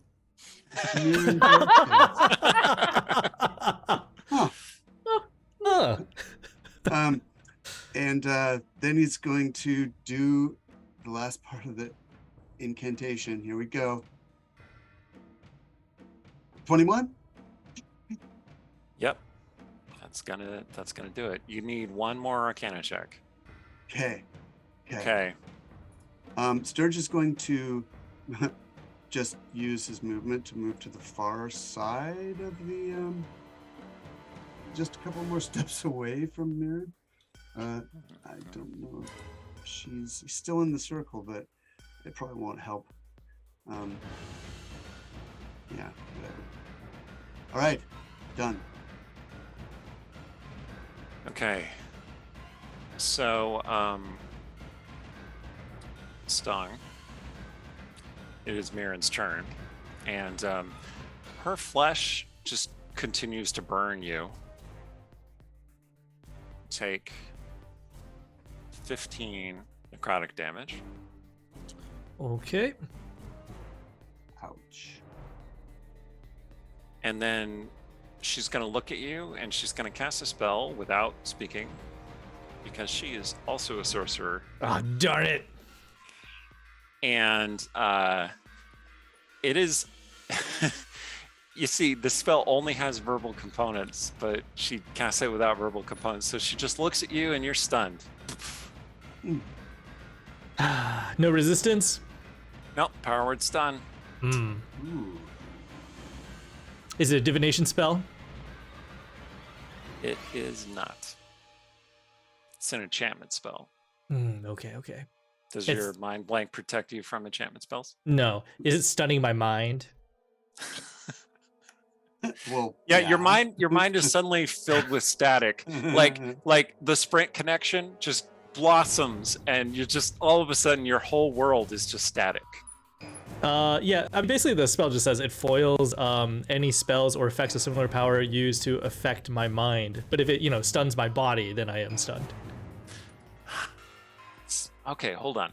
So this is a classic D&D moment where we're going to the text. So it says you speak a word of power that can overwhelm the mind of one creature you can see within range, leaving it dumbfounded. Oh, I wonder if they have to hear it in their mind. If you can't hear that word of power, then... I think the spell does not affect you. Ooh, I do too. Yeah. It says the spell involves wish spells and spells or effects of similar power used to affect the target's mind or to gain information about the target. Wow. All right. That's very useful. Well ruled. That's a fine. good ruling. It's fine. It is a level 8 buff. Good deal. Okay. Okay. Well, all right. So Mirren is still caught in that silence. And it is Cecilia, your turn. Okay. So no longer can I You do know that you can communicate telepathically with Mirren, so you could that's think to her. fair. Because she was communicating telepathically with you. Like all that stuff that she said about, please join me and together we can defeat the goddess of darkness. That was all in your head. Okay. She didn't say that in front of everyone else. She's not she's very smart. Anyway. There's a reason that I've been looking at these intelligence saving throws and kind of going, maybe this is for somebody else. Perhaps. Okay. Stong's holding onto her. You see So- Stong's flesh starting to unravel around her. Okay, Mirren, what are you doing to him? He's doing it to himself. He's touching me. You saw what Illyra's spell scar would do. Well, I have Illyra's spell scar. Why think did you take he's Illyra's spell scar? Still in I silence, needed right? it. Yeah, but we're having a psychic conversation. Oh, you- So it's looking like this. How can you do that? is this? You can hear it too, I think. Are we Oh, not we're doing it through the? Are you Yeah. routing it? Telepathic Are you bond? routing it through the staticky telepathic bond? I don't know. Do I have a choice? You can. then. You don't have to. You've been under the influence of telepathic bond enough that you know how this works. I feel like I'm kind of torn because I feel like keeping everybody in the loop is good, but I do not want to distract any of the people doing the ritual. So maybe I keep it here. I'll keep it between us. Okay, so Mirren has not, it seems, fallen into a like let me tell you my plan for your life, Cecilia, monologue, which was what I was aiming for. But then Mirren, she is busy right now. Mirren actually starts lifting off the ground, taking Stong with her. Unless Stong, you want to let go. No. Okay. So yeah, you're both flying up together. Mm, Listen, getting rid of the goddess of loss seems like, potentially feels like a great idea, but it doesn't get rid of what she stands for. So doesn't that sort of just put us back exactly where we are? Maybe I have a different understanding of Shar. Let's have a conversation about, why don't you update my religious education? I shall destroy Shar. I shall destroy all the gods who challenge me. And this world will no longer be under their control. So two questions, really, if you don't mind. And I'm watching Stong's skin bubbling under her hands and kind of going like, okay, like watching to see if you're like, no, get her off of me or something. But you seem to be holding on pretty tight. So, okay. So first question is, why do you think that Shar is standing against you? Because I have to say, you took out all of the council. That seems like, you created a lot of grieving widows and widowers, some orphans. That probably is driving a lot of worshippers to her. Is that not? She stands Working against in sync. everyone, and I want to destroy her. It's not something she's doing, it's something I am doing. Okay. Why do you want to destroy her? Can you just explain to me how a god can stand against everybody? I when will they need become worshippers her. to get their power. I you will wanna become overcome her. Wait, you want to become the new goddess of loss and darkness? Is that it? I will be the goddess of hunger. The goddess of taking all things into myself. So you're No just one gonna, else can do split off this. this Only little me. splinter. What do you feel like we need a goddess of hunger? Does that really feel like a need that's not being met? Do you All have right. worshippers already? We're gonna move to Stong. Stong, your turn. That was the longest 6-second conversation. Come on. You gotta cut me It's off. all I'm good. sorry. It's all good. It's all good. That's a good place to cut off because Mirren hesitated. Like she didn't really have an answer to that. Yeah, but I want to just say hello, welcome Raiders. Epic Realms just raided us as a party of 24 a bit ago. All right. You, Thank you so you're much. still clinging to her, huh? I'm still clinging to her. I think All right. I'm like giving a nod to Cecilia You take 23 To- more necrotic damage. to signal me to let her go. How far up is she? She's now 30 feet up. Okay. Like Stong's weight is kind of slowing down. Yeah, the yeah. hold Levitation on, that she's hold doing. on. How much damage? 25 you said? 23. 23. Okay. Okay. Stong still looks quite healthy. Yeah. All right. You still got your spell going. He's gonna just do Although- that thing where you let your body go slack, try to like drag them down even further, Yeah. like just be heavy. You're like, ah. Come on, gravity. Okay. Artemisia, make another Constitution saving throw, please. Okay.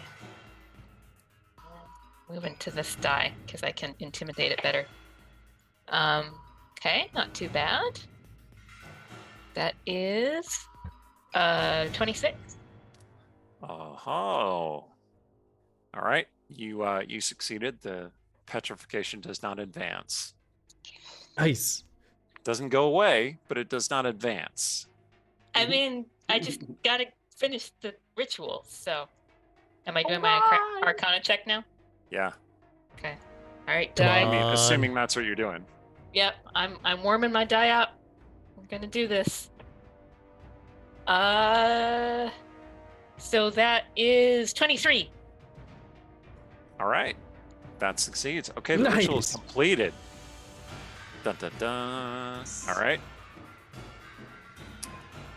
So, power that has been swirling around you swirls into the mask, and it empowers the mask in Sturge's hand. No time. Okay, so the ritual is complete. You can feel the emptiness of the mask's hunger, as though it is replicating almost a similar sort of power to what Mirren is using. So now we just gotta get it on her, right? And you have that little voice in the back of your head that says, think about this. Consider. Okay, it's Sarson's turn. He's still holding. Kalith, what do you want to do? We just have to get the mask on her, right? Yeah. I want to take the mask from Sturge and fly up and slap it on her face. Sturge, do you give her the mask?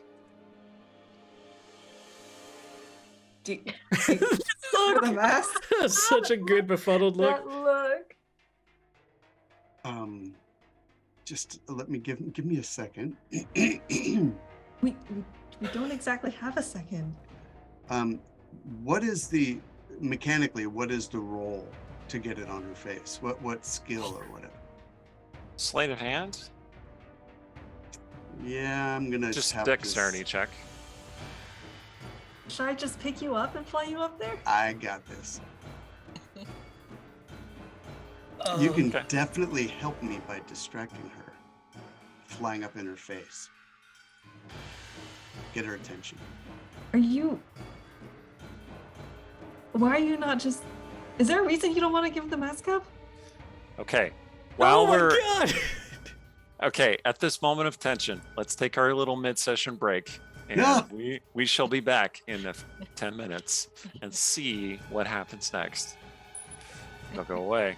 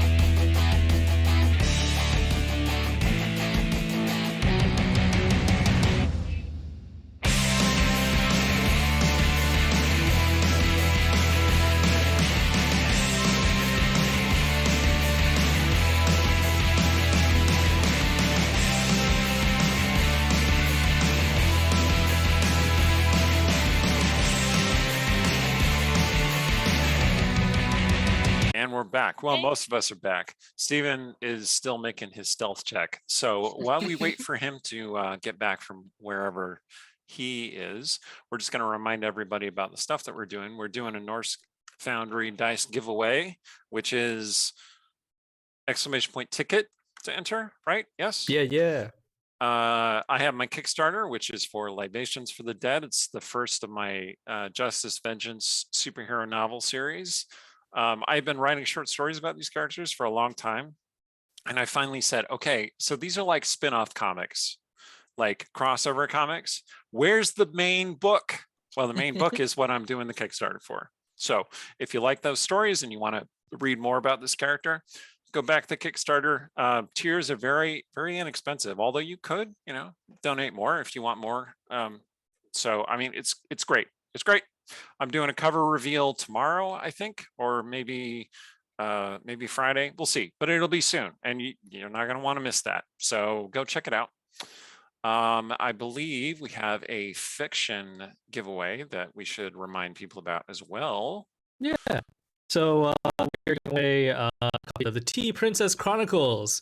So you can enter by typing in !enter in the chat. We will be giving away 3 copies of book 1 at the end of this stream, and then a full set of all 3 books in the trilogy. Anybody in the world may enter, void where prohibited.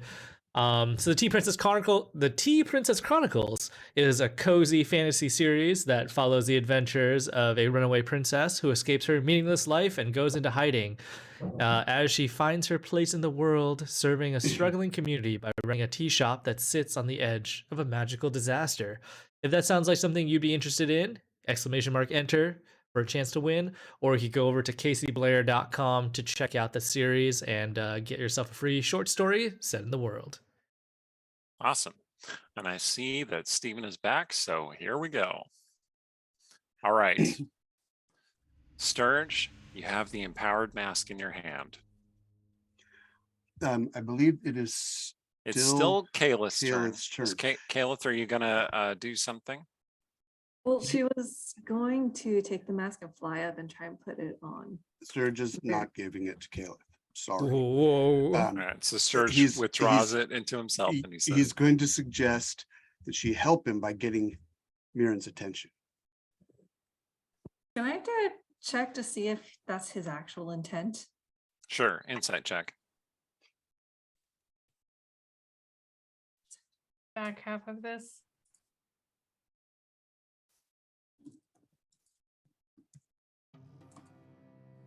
I'm going to send you a message. 22. Here. Now we're doing secret notes. Oh man, this is very much the D&D experience. Yeah. Suddenly devolved to PvP. All right, so your insight check is just like a bonus action. As far as you can tell, and you did roll a pretty good insight check, Sturge does intend to put the mask on Mirren. Like, he just wants to do it himself. I mean, and this is not out of character for Sturge. He likes his drama. And this is a very dramatic thing to do. Also, with such a good wisdom or insight, you'd probably recognize that he sort of looks doubtfully at her, like, Oh, interesting. this is not your forte. Mm, mm, mm. I go- thought you meant you thought she'd go- just be like, boink. Oh, well, Yeah. yeah.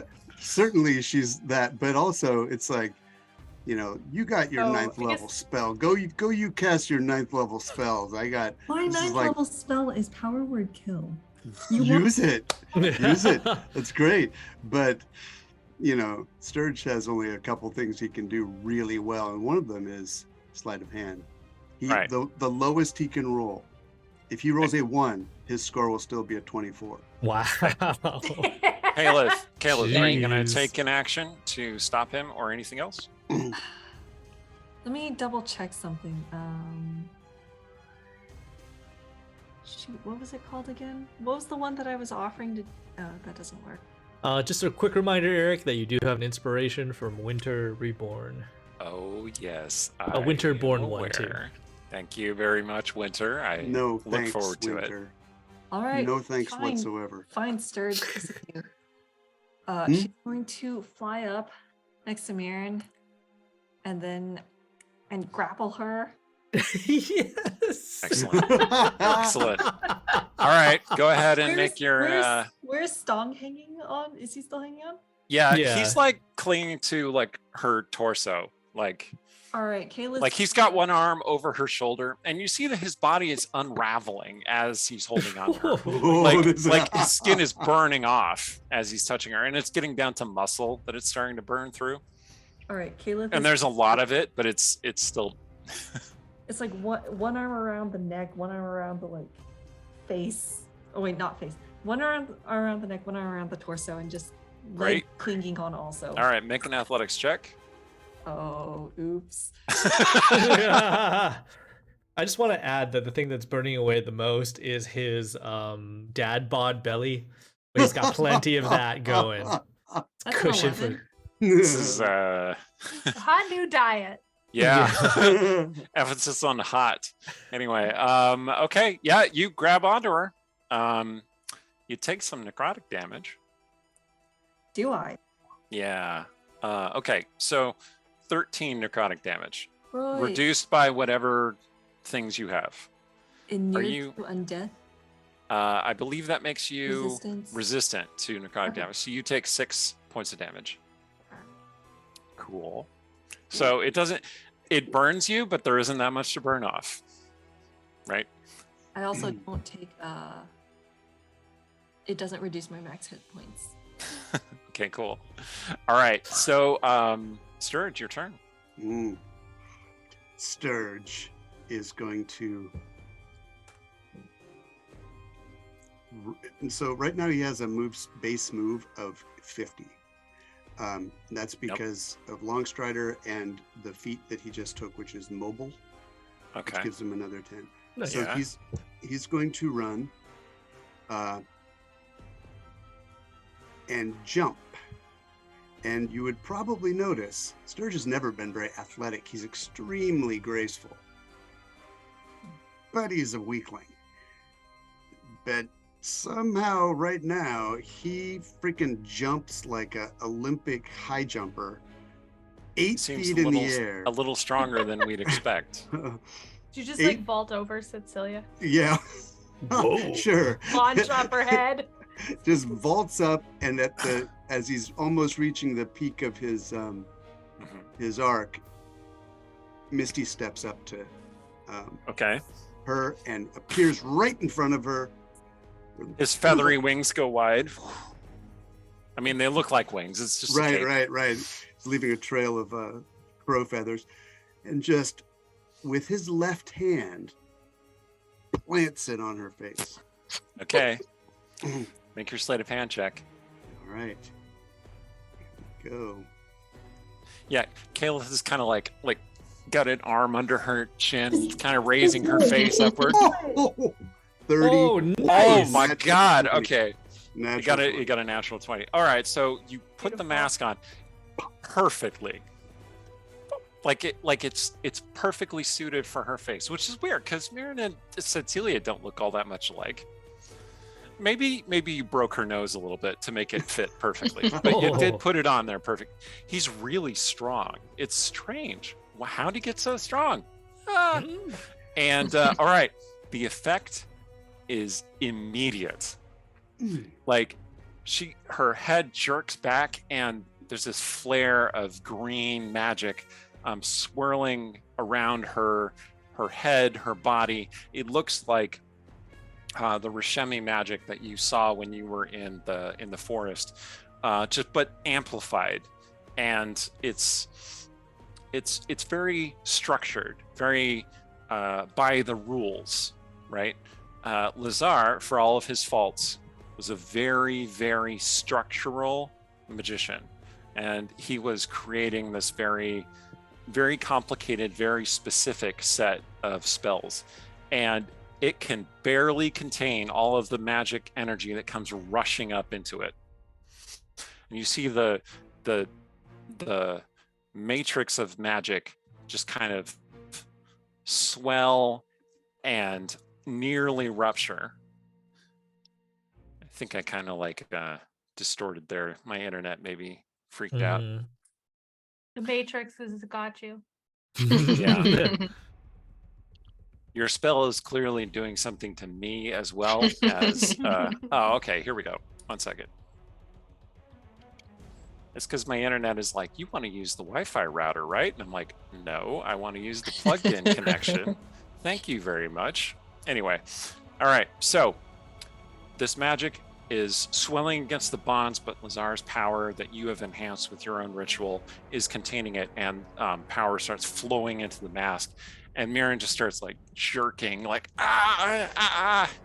as this power is flowing out of her.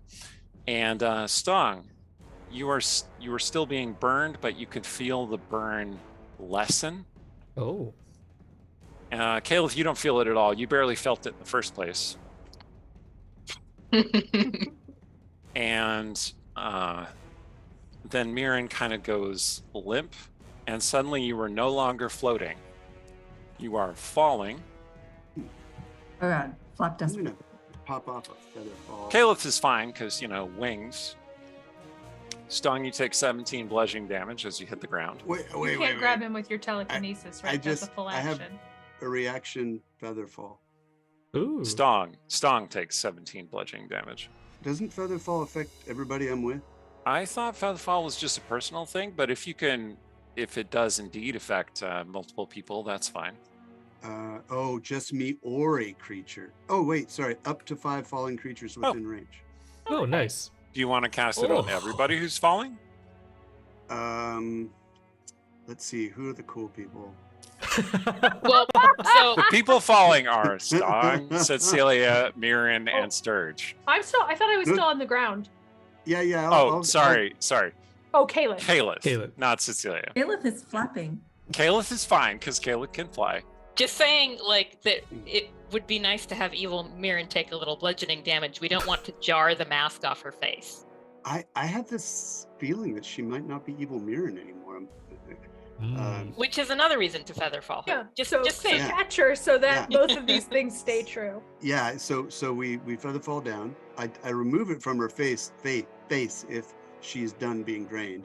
Well, And, you had to let go as the magic was okay. working. Mhm. And then she started falling, and you cast Featherfall, and then you're all kind of floating downward. And you do want to catch her with the Featherfall? Yeah, and I Okay. want to get the mask off of her. All right.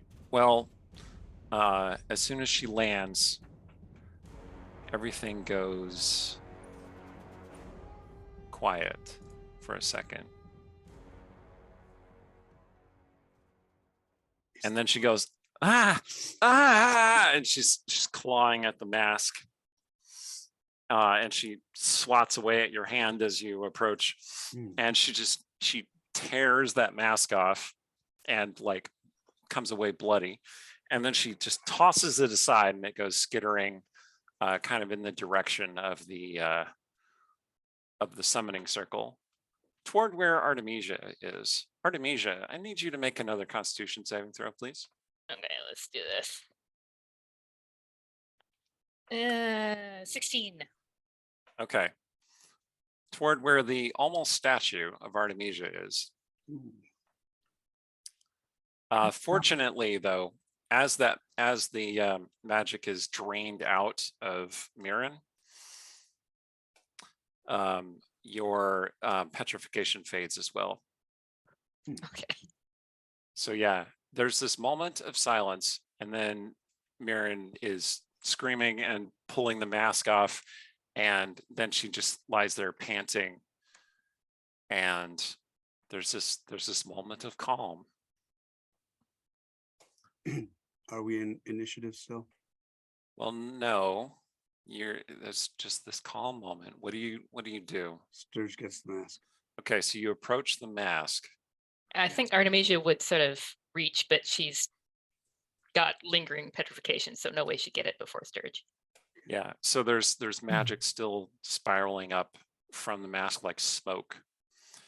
And Sturge, Sturge get the mask? as you reach toward the mask, there's just this like massive heat that comes off the thing. And first of all, you take a little bit of fire damage just from being that close to it. 12 fire damage. And then the mask melts through the floor. Whoa. Like it is dramatically overheated. Whoa. And it starts sinking down into the depths. More of the circle starts melting and sinking into the ground. Wow. Run in the basement. And Miriam blinks and says, "What? You did it. You did it." Are you back to normal? Are you? I'm What's the me. most obnoxious thing about Illyra? Who? Whoa. Who are you? What's going on?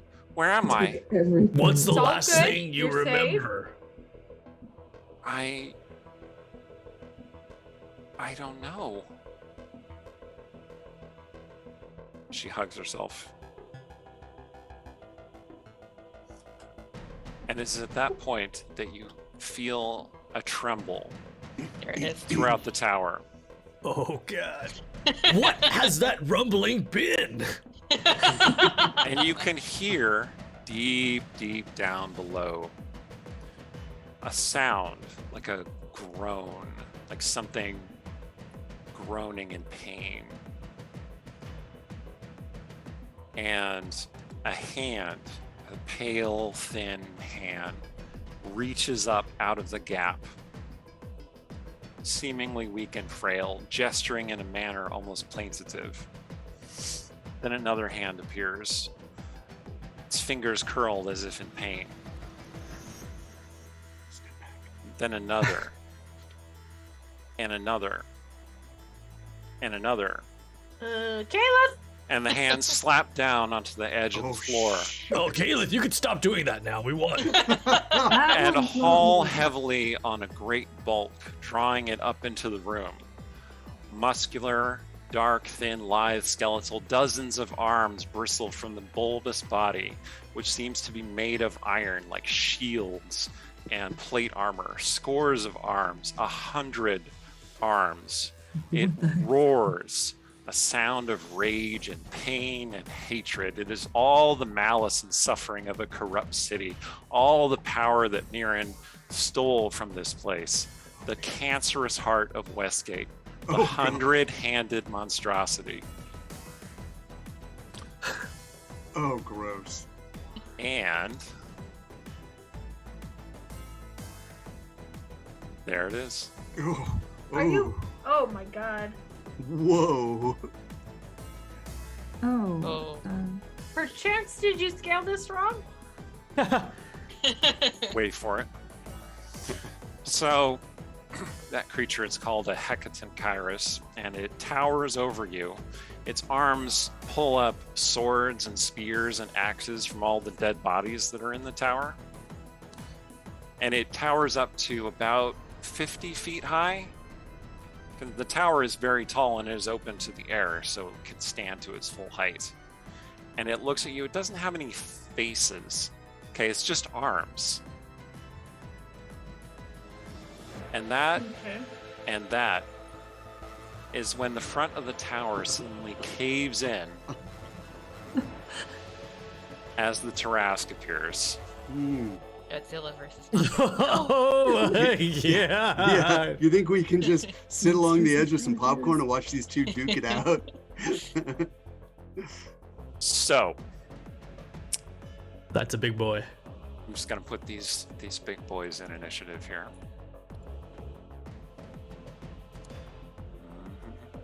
Oh, thank you, Cruciferous Kale, for the sub. So,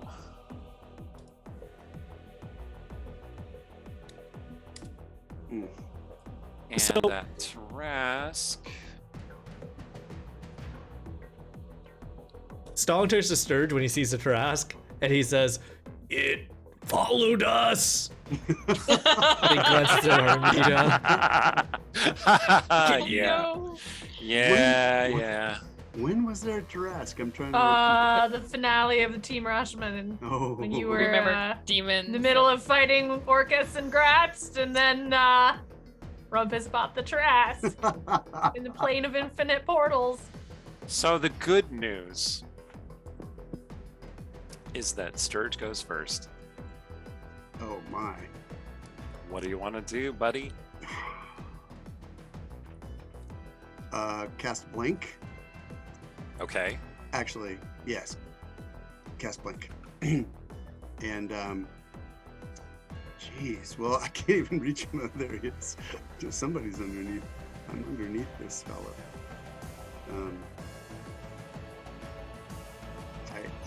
Holy cow. You know, I'm just trying to get everybody out from underneath the. Yeah, no, that's reasonable. I will just go ahead and move everybody back. I still can't find Sturge in that. Oh, there he is. There he Okay. is. So.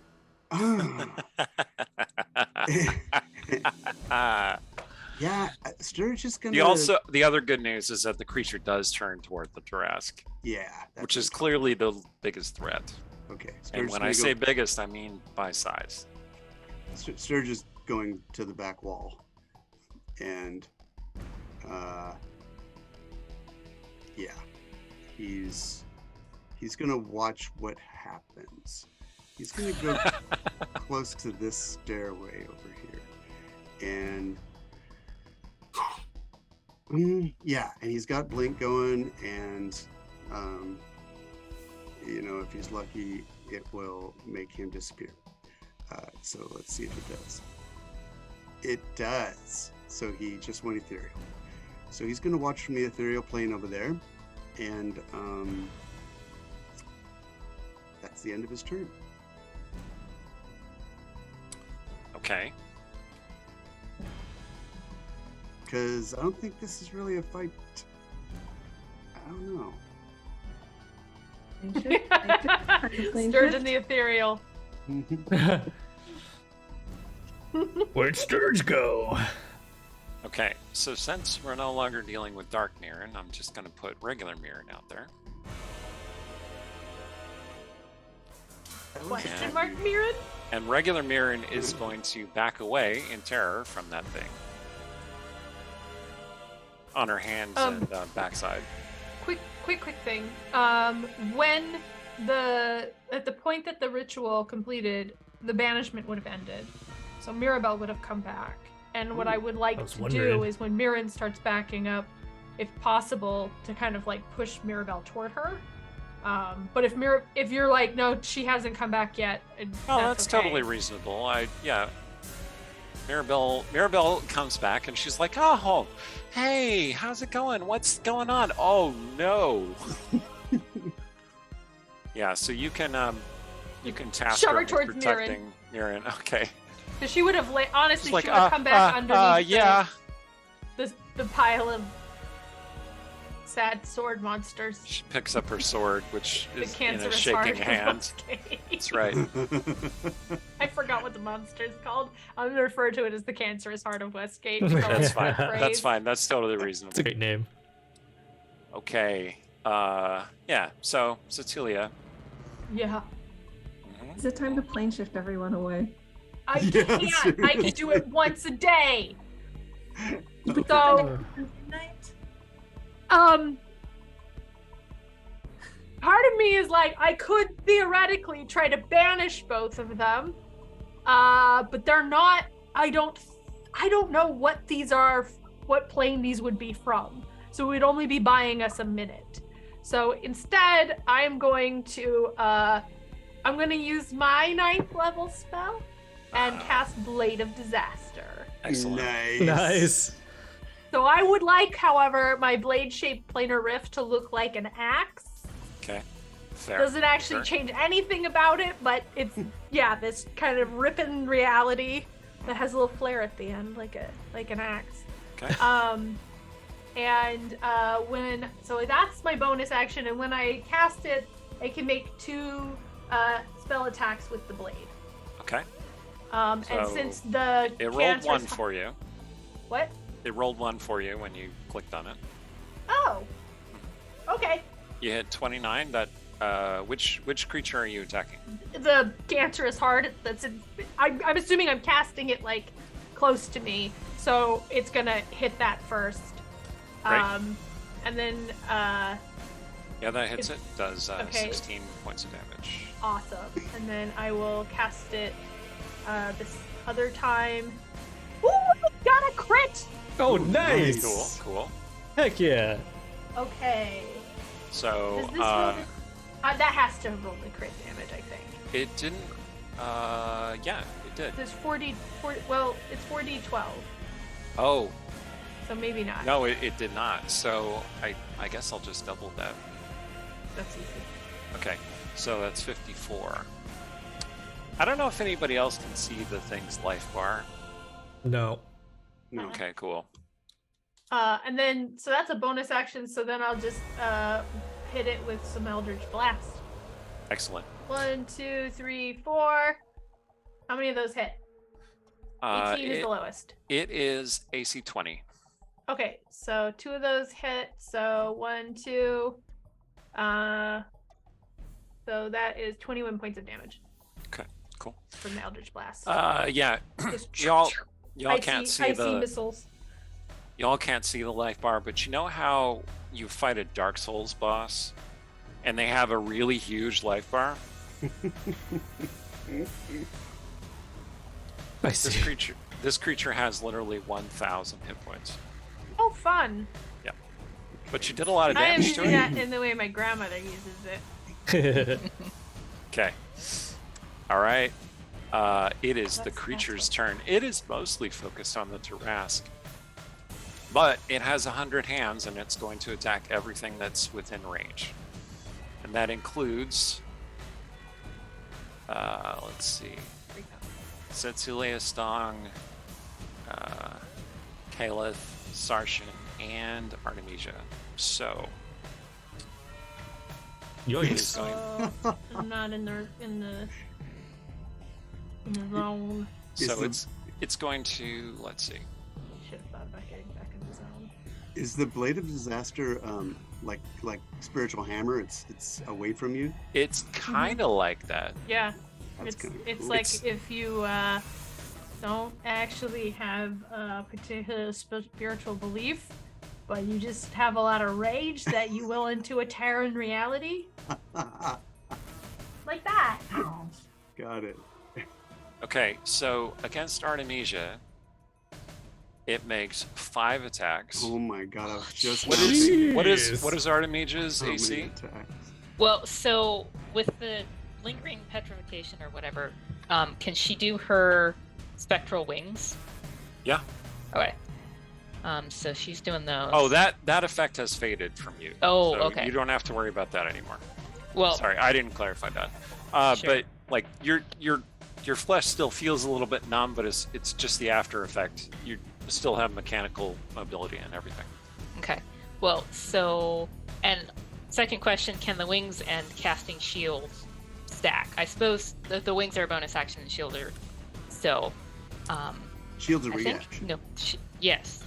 Shield is a reaction. And, I could say that you conjured the wings as soon as the thing showed up right next to you. Like that would have made sense. okay.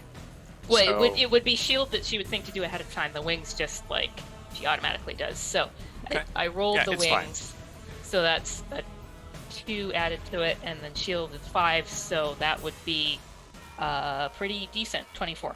24. Okay, so it hits you 2 of those times. Okay. For a total of 21 slashing damage. So, like, your shield blocks, like, 3 of its weapons, but 2 of them just get around the shield. And it's just flailing, like, crazily at you with its strikes. Although, like, it only looks like chaos from the outside, but really, any individual one of those strikes is actually very skillful, which makes it a real nightmare to fight. Anyway, it's gonna swing at Cecilia now. Ooh, Cecilia, what is your armor class? It is 15. Okay, so it hit you all 5 times. Okay. Do you have Armor of Agathis on? I think I didn't cast it. I cast something else instead. Okay, so I think people would agree with me that upon seeing this thing, Cecilia would have instantly done a defensive thing. So, what was the other It's a thing? spell slot, so. I mean, that's true. That's true. So the Black Blade of Disaster is your Mystic Arcanum, right? Mhm. So that Yeah. doesn't count against your spells. No, Okay. So you do not have Armor of Agathis up. I don't honestly. Okay, that's fine. All right, so. Okay, 49 damage, which is Okay. reduced by the ring. Warding So, bond. 24 total. Yep. Yeah, warding bond. And Sarshan takes 24 damage. Which is okay, Ooh. because he has a lot of hit points. Do I use my... What's it called? As you ponder that, I'm gonna Misty attack. Escape. I'm gonna attack Stong as well. Stong, what is your AC? 19. Okay, so it hit you with 3 of its attacks. What does being in Sarshan's aura do for me? Nothing AC wise. Nothing AC wise. It does a total of 30 slashing damage to you. 30 slashing. Okay. Caliph, what's your armor class? See. Okay, so 18? Is that what you said? 18? 16. 16. Okay, 16. All right, yeah, it hits you all 5 times for a total of 55 slashing damage. Okay. Attack Sarshan. Sarshan, however, he was holding his action, but he did, I will say, cast Armor of Agathis on himself because he can defend himself even if he's not going to attack Mirren. So, just put that up real fast.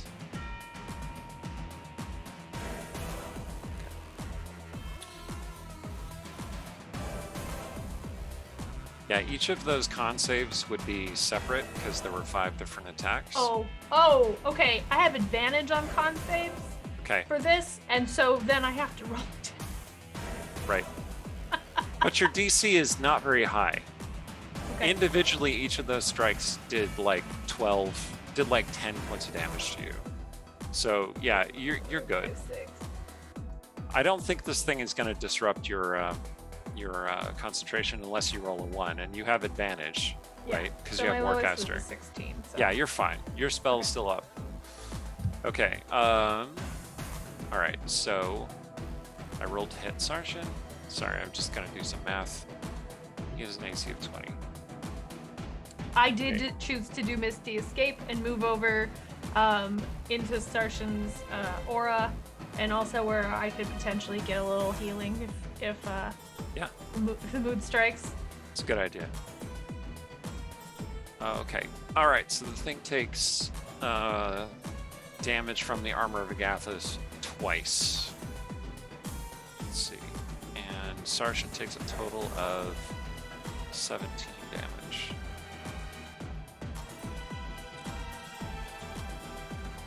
Decent trade-off. Okay. Is that everybody? I think that's everybody. Okay. It is Mirabelle's turn. Mirabelle is going to do some fiery hands and shoot a firebolt at this thing.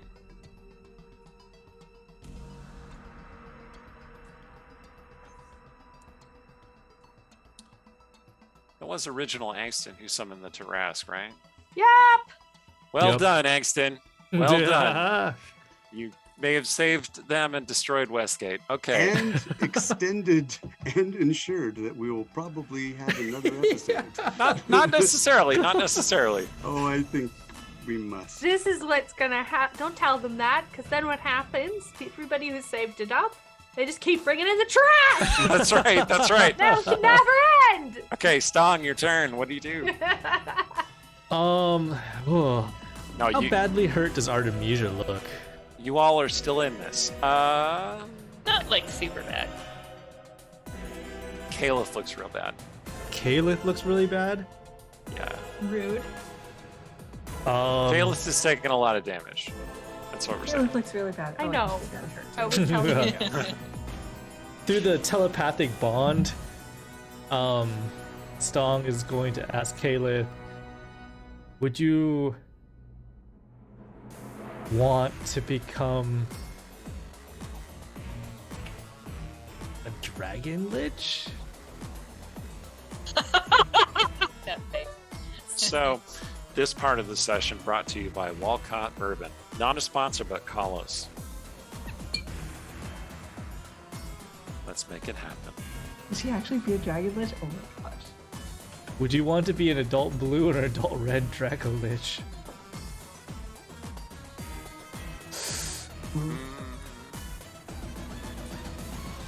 Who's being morphed? Caliph, Okay. Oh, do you want to? Yeah. Blue or red? Didn't you see the Blue. face? Blue. Blue? Okay. That's what. So Stong's gonna take one step behind Caliph. Oh my god! Wow, you were hurting so much more than I expected. Okay, yeah, he's going to use his new 9th level spell that he learned called True Polymorph. And I believe for a creature to creature, it was a willing kind of creature, it could turn to another kind whose challenge rating is equal to or less than the target's. So that is a challenge rating of 17. And the adult blue Draco Lich is a challenge rating of 17. I will give you the new stats. And basically, you just take the stat block and you can do its actions, Emily. And you still had personality and mental, stuff, and all your gears melded with you. How large is this thing? Huge undead lawful evil. Normally Good. lawful evil, Good. but Good. I mean, it yeah. retains. She retains her personality. Okay. So, She Wow. retains her alignment and personality. mm. And Caliph, if you do go down to 0, you turn back to yourself. Here, and how many hit points does it have? 225 on average.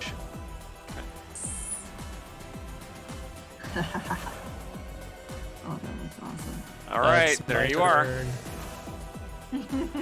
Now I'm gonna back up a little Wow. more. Okay. I love this. I love this for you, Caliph. Artemisia, your turn. Well, somebody used my cool thing before I could be cool with it. Wait, However, what? my 9th level spell is Time Stop. So Mirren did it. Oh. That You show doesn't mean Mirren you how can't it's do it done. now. You show Mirren how it's done. Exactly. Artemisia's will be so much more stylish. Okay. Okay. So, after seeing it happen in Rashman, she's been studying and she thinks she's got it now because this is so cool. She's gonna do it. Come on, D&D Beyond. Don't hide it from me. There it is. Do it. Okay. You want to roll that? Oh my God. Okay. You get 5 turns. Okay. Wow. Well, I did jot them down. So. Okay. Nice. This will be interesting. So, first one, she's gonna pop her regular wings, the flying wings, not the AC wings. Okay. And move her regular movement. I just put a wing icon on you. Oh, nice icon for the dragon. All right. So that's 1 turn. Yep. And then The she's world going- has frozen around you. Everything is moving very, very, very slowly, like faintly. You can see those blades kind of like, and you just casually walk amongst them. So let's see. 1, 2, 3, 4, 5. Okay. So she is healing herself because why not? And gonna upcast because also why not? Sorry, I'm not usually doing my spells on D&D Beyond, but it is a little bit easier. So, go. So 15. That's cool. And then she is going to. So how does shield work if I'm taking all these extra turns? I mean, your shield would have lapsed, but it if I remains as a redo it now. reaction. Well, you cast shield as a reaction that's to right. an Yeah, attack. okay. So Okay. don't worry about it. Yep. Crown of Stars. So that's on me, and it's not affecting other people until I start the little thingies going. So cast that. Then I think that I don't need the last thing.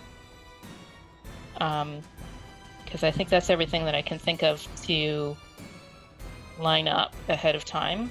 Okay. So chain lightning, and she's directing it to try to like force the monster at the Tarask. Okay. To try to like push it that way. So Might not work, but cool. While you have the time stop going, and Yes. you're casting the chain lightning, you hear Mirren's voice. And it says, "You did it. You stopped her." And you look over your shoulder, and there's Mirren standing next to Baron, over in the corner.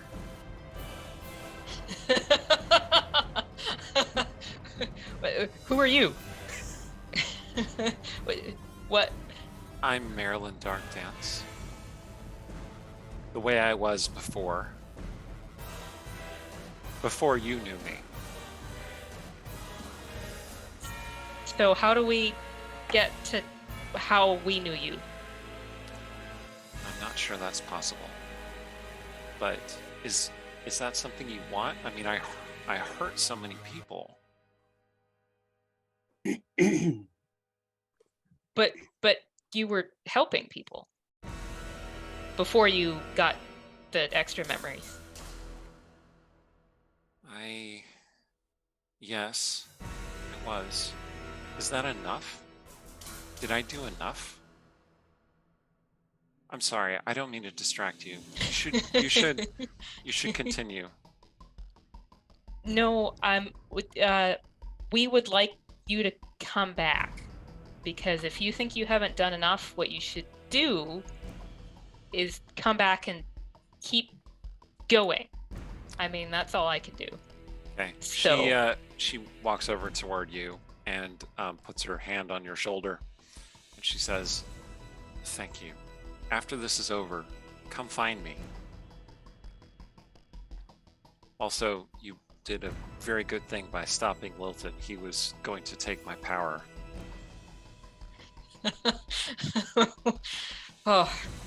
I'm glad that I got the ability to do that.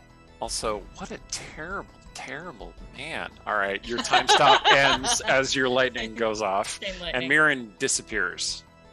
Okay. Not unexpected. Okay. Yeah, your lightning slams into the thing, and it chains. Do you want to also hit the Tarask? Yeah. I was forgetting about it. I was Cool. just like focusing on time stop Cool. there. Okay. So, this is a line spell, right? It shoots a line of lightning. Let me check it.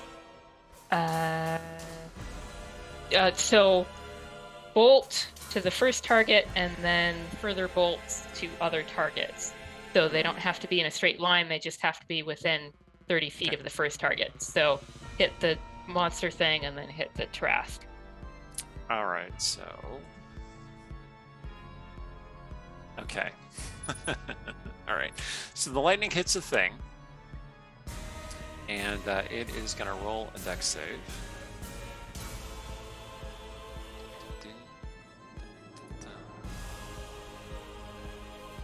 It does not succeed. Its dex is not that great. Okay. And the lightning arcs and hits the Tarrasque and reflects off of its carapace, but it disperses harmlessly into the wall. Which is not to say that it doesn't harm the wall. It blows a chunk out of the wall, but it doesn't hit any of you. That's the irrelevant thing. Good. And the Hecaton Kairos takes 64 points of damage. Cool. All right. Zzz. Okay. Sarshan's turn. Well, Kalith needed healing, but she is no longer there. Fine So, yeah, you're real fine. Healing would not help you at this point. It would only harm you, really, being undead and all. So instead, he will heal Cecilia, who's standing right next to him. He looks at Cecilia with this kind of like savage joy on his face. He says, "Can I hit that?" What that? Which that? Neither Not the of that. Dracolich. Oh, What? no, not Kalith, obviously. Right, just to be clear. He only healed you 7 hit points. That's the thought that counts. Yeah. He I rolled really low. appreciate the effort that went into this. Okay. He points at it and he said, the 100-handed thing, and he says, "You creature, you shall fall," and you see dark magic swirling around it. He finally remembered to use his Hexblade Curse. Okay. So, that's in... Okay. He is going to move back, and he's going to pull Cecilia along with him, if you allow him to do so. I think I should go with him because I don't have a super strategy at the moment except make that blade do more things and zap it, which I can do from very far away. Yeah, Also when I zap things, it moves them. I forget about that Oh, sometimes. cool. Yeah, he's essentially moving you out of the range of its swords and axes and such. All right. Kalith Dracolich. All What right. you gonna do? Lightning breath. Excellent. Let's see. Exhales lightning in a 90-foot line that is 5 feet wide. Each creature in that line must make a DC 20 dexterity saving throw, taking 12d10 lightning damage on a failed save or half as much on a successful one. Yeah, it's both of them. Yeah. Okay. Oh, nice. So Wait, I'm thinking of a different character. Sorry. it's a dex save that it needs to make? Dex 20. Yes, well, dex is obviously its strong suit. Nope, it did not make it save. It's like hitting the broadside of a barn. So, how much damage does your lightning do? 63. Oof. Okay. Nice. All right, and that is going to be, and then it is going to pass through it and go at the Tarrasque.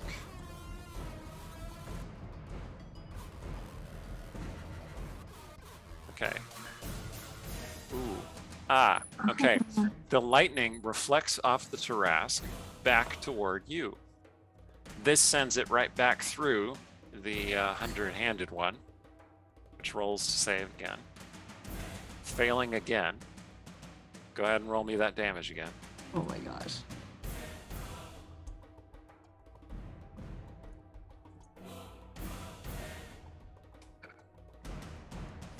$58. Nice. Okay, 58. It's so cool. Yeah. This is- Wow. I mean, don't you have like 3 actions and a turn? Well, or an legendary action? actions only at the end of another creature's turn. Oh my god, so basically you get to act every turn. So Okay. each Sorry, creature- I'm just doing some math here. Okay. do a DC 18 Wisdom saving throw or become frightened for 1 minute. It cannot be frightened. What about the Tarrasque? Trask isn't close enough. 120 feet? Trask can also not be frightened. Dang it. When you get to high level play, like nothing can be frightened. Yeah. Well, I mean, you are fighting, 2 titans here. So, All right. It is the Tarrasque's turn. The Tarrasque, attacks this thing. Oh, sorry. All of you who are not standing in Sarshan's aura, which is to say Artemisia and Sturge, because I think he's got everybody else. Kayla. I'm gonna need. I think Kalith, you are partly in the aura. Okay. Yeah, just like that corner of you is in the aura.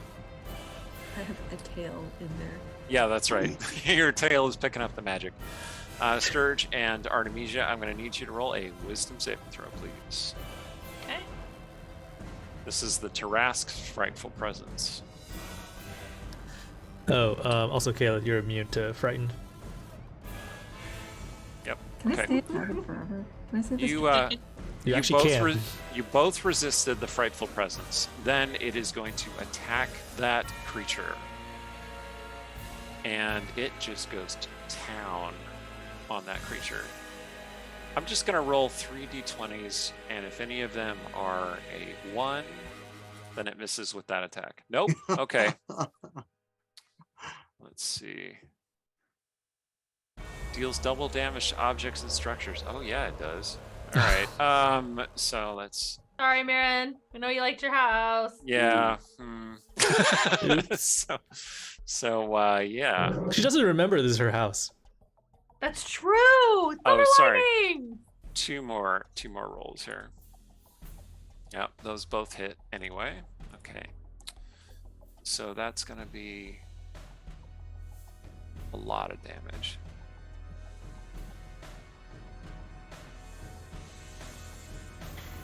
$144 damage to it. Oh my goodness. 3, 4. Okay. It is almost at half health. Yeah. And then the Tarrasque is just gonna bowl its way in. No. No. And now the things are like wrestling with each other. And it's just stabbing its swords into the Tarrasque. The Tarrasque doesn't care.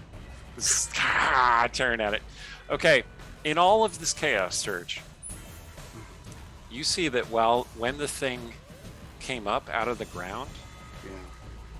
one of it has these protuberances that look kind of like heads, kind of like faces. They don't actually have any features. They just look like screaming heads. And one of those was wearing that mask. Oh. Okay. So if I acrobatics my way in there, do I think I can snatch it? Do you mean if you use the rogue's cunning action to disengage so you don't provoke opportunity attacks?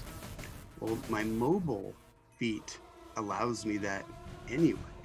Well, that's if you make an attack against a thing. I think it says whether or not I make an attack. No, mobile is specifically if you make an attack, you do not provoke Oh, no, opportunity attacks. whether or from not that I thing. hit. Yeah, okay. Yes, whether or not you hit. Mhm. So you can disengage and just rush in there Yep. because you have a speed of 50, right? Mm-hmm. It's going to And- be even more because I'm going to haste. Yeah, it is close enough that you can run in there, grab the thing, run out, and I mean you can run out. You can run out the front door if you want. I mean, you can run out the hole in the wall if you want, because the door is long gone. Yeah. Yeah. Yeah. What does my Arcana knowledge tell me? Is it Make a check. dangerous? Make a check. Dangerous for that thing to, I mean, could it tap any of the power? It is a stupid, stupid thing, says that voice in the back of your head. You should have that power. Interesting. It will grant you the vision that you don't yet have. Oh. Yeah, that looked so sexy on Miri. Embrace your destiny. Oh my god. Who is this? I'm you, Sturge. Okay, so Sturge is going to dash in. I'm you, Sturge. Using his cunning action. So he's got 25, 30. Yeah, he can get another, can get away. So yes, he's gonna do that. He runs in Okay. and gets it, I hope. What do I need to roll to grab it? It's an interact with object action. Oh. Free action. No roll. Snag it, and Now, normally, anybody rushing in there would be shish kebabbed by all those blades, right. but not Sturge. No. This is why we are rogues. Uh-huh. I kind of want to stay near my friends, but we're getting cornered in here. Thinking. We don't have any friends, Sturge. Oh my god.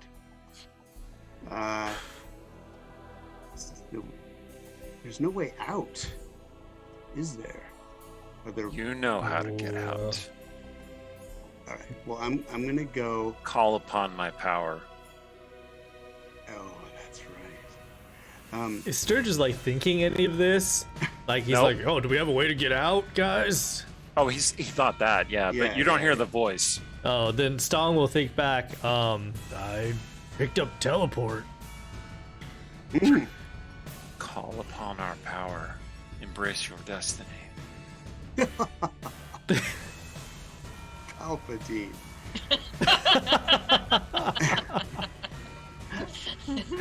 Palpatine's living in my head. This was our plan from the beginning. Remember.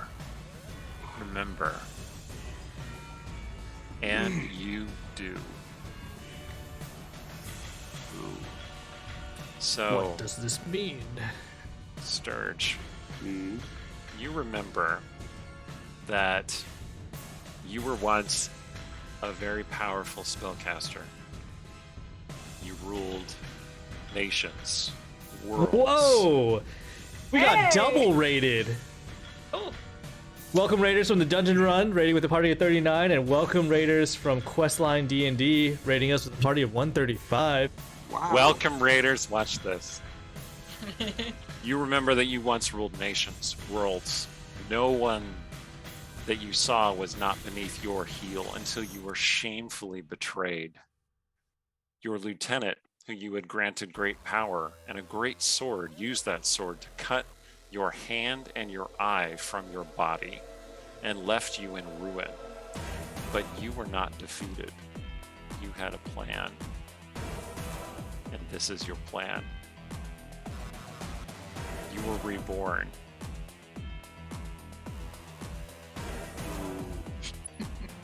And your name is not Sturge, nor is it Crab and Gleer. Your name is Vecna.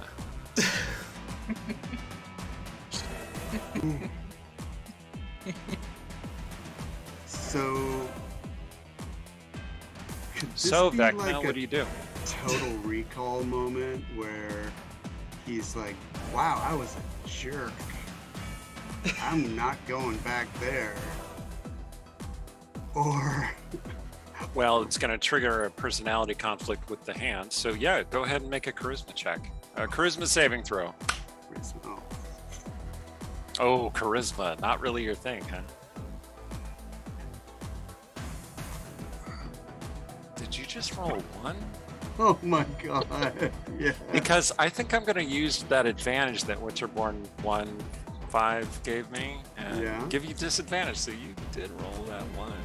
I don't think I need disadvantage. I rolled a 1. I'm just counteracting any advantage that you're going to do, buddy. Oh, I have nothing. Good. Wow. Rewrote his whole character? I didn't rewrite it. I enacted the plan that I had from the beginning 3 years ago, buddy. Oh my god. Wow. Well, I guess What you choose to do with this knowledge about your past, that's up to you. really though, because I just rolled a 1 on the charisma resist. Oh yeah, that's right. So Now the hand teleports you away. yeah, I was just gonna say I'm going Okay, so Sturge's illusion fades. You want to describe what you look like to your friends there? Oh, well, I mean, if Sturge died and was in a coffin, that's sort of what he looks like. This moment I'm- brought to you by Wolcott I don't Bourbon. know if Not you've a, ever, not a like- sponsor. Call us. Been to a open casket funeral, but there's something just wrong about there's a sunkenness, and that's what he looks like. Yeah, his eyes have sunk into his head, his cheeks have sunk in, you almost have to look twice. If it wasn't for his very distinctive nose, you would have to double take to know it was him, because it just looks so off. And yeah, and he's going to give a slightly wry smile and then snap his little monkey paw and vanish. And the air that remains in his wake is like, whoa, like that coffin body. Just, whew, not enough perfume. And Sturge disappears into the darkness. His fate unknown. Cool. Yeah, you know, tomorrow he'll get some portents and he'll make his charisma save and it'll be okay. It'll just keep going back and forth like that, like a ping pong ball. All right, Cecilia. So Sturge has disappeared. I mean, I feel like as far as Cecilia knows, that's just what Sturge does. So he's probably preparing to leap out of the shadows, etc., etc. Aaron has 8 million questions and some yelling to do. But we'll put that to the side. This is a moment where I, the player, have to go and grieve. No, I'm kidding. Steven has to get up in the morning, so yeah, I really too early for, thank you for your service, Steven. Thank you. Well, that was very interesting. I gotta try to get used to this new name. But thank you, and I will see you next time. I don't know if this is going to end up being, as I predicted, an extended version. I mean, maybe they're going to have to go get Sturge now. It's going to be like a go fight Sturge thing and remove his. Well, we'll see. Okay. Good night, Steven. All right, goodbye. Thank you. That was fun. Okay. Ciao. Okay. Do you want me to leave my computer on, Yang, so it doesn't screw up the? Yeah, if you could just Yeah, that's cool. Yep. I'll do that. All right. mute and cap the video. Thank you. Okay. So I can move the Blade of Disaster and make an attack as a bonus action. Yep. That's not listed as casting a spell though. So I assume No, I it's can not casting a spell. I can You cast, can cast a a different spell. Okay, so I am gonna go ahead and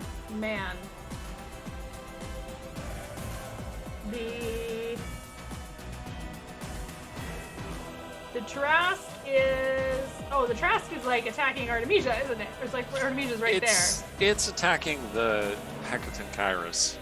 there. Yeah, okay. It doesn't seem to have noticed that Artemisia's there. Great. Okay, and the Hecaton Kairos is attacking us, correct? Well, it was, but it's now mostly. Well, I mean, it's kind of grappling with the Tarrasque. So Okay. you think that if you get out of there, those two will continue fighting each other. Yeah, and then we'll have to just deal with whoever's left.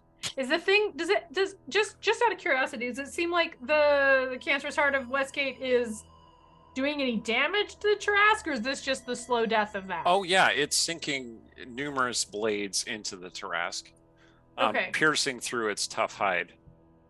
Are we Well, for the fight? What's that? Are we trying to stick around for the fight, or do we just want to run? Yeah, I let's guess run we for it. Run? Everyone Yeah. on the dragon and she can fly away? You know what? I love it. Or Yeah. I will, since the Blade of Disaster is up, and if I drop it, it can't come back till tomorrow. We'll go ahead and use it to make an attack, and let's all hope that it rolls really well, because actually a fun thing happens if I get a crit, and I didn't realize that last time. So Cool. there's the first attack. Dang it, so close! Okay, and then the second attack. Okay, so that's just 2 17s. Did either of them hit? 17 is not going to do it. Okay. I'm going to... Man, neither of these seem like a thing you use Feeble Mind for, so I'm just not going to get to use that Mystic Arcanum. And I will... I'm gonna... No, I can't do that. That's a concentration spell. I guess I will just Eldritch Blast, because that's what's about being a warlock. 1, 2, 3, 4. Okay. Hey, you hit with 3 of those. What's up? Oh, hit 3? 3 of those. Hey, we just got hit with another raid. Welcome, Fabled 42 Raiders. Hello. Welcome, Raiders. We're hitting some there- video issues, but audio is okay. There is some nonsense going on right now. So that will be 37 points of damage. Just Nice. Nice. as I'm gonna run and jump on the back of the Dracolich. That was Oh, once my okay. friend. I think we're good again. What? Excellent. Sorry ahead of time for the messiest battle map. It is Just pretty like, messy. guys, It's a lot true. of stuff's happened and we haven't had time to tidy up. Right. Okay. Yes, Raiders, that is indeed a Tarrasque on top of a Hecaton Kairos, with the PCs attacking both of them. Okay. Ish. So, yeah, it is the 100-handed one's turn, and what it is going to do is it's going to focus its wrath on the Tarrasque. It literally attacks it 10 times. So I'm just gonna roll some dice here.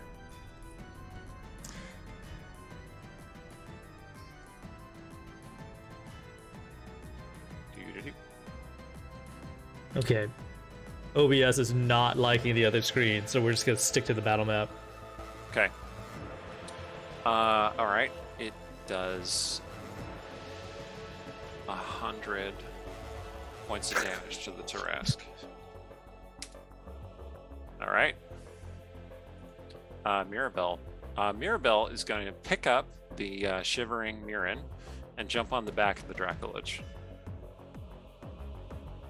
Okay. Dad, come on!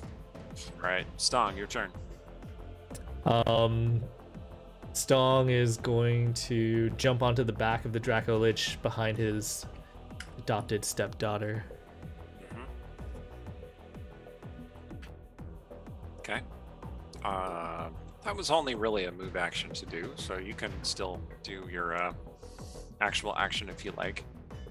Sure, I'm gonna drop a slot to cure wounds myself, upcasting Call. it Good call. at level 4. Okay. Artemisia. Artemisia has her own dragon wings. Thank you. So she's gonna fly up near Talith, like kind of like looking at her like really weird. That's not how a dragon should be. And she'll do some Crown of Stars at the monster thing. before Which she monster goes. thing? The one with the name I can't say. Hecaton Right. Kairos. Yes, that. Okay. The crown of stars. When you throw a star, is it a one and done, or is it like an area effect? Ranged spell attack. Okay. On it. So. Okay, cool. All yeah. right. Yep. Go ahead and make those rolls then. Okay.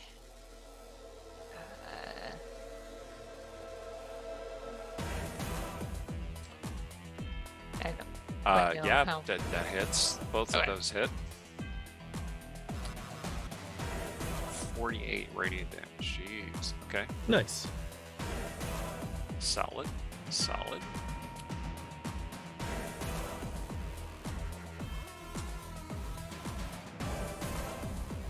Those creatures have comparable hit points at this point. All right, Sarshan is also going to jump on the Dracolich.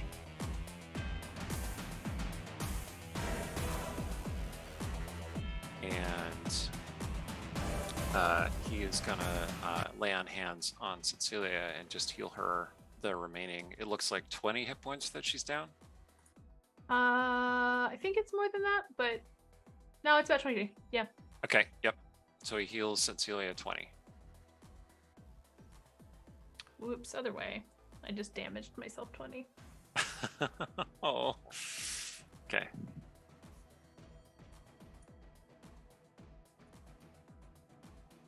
And then it is Kayla Dracolich's turn.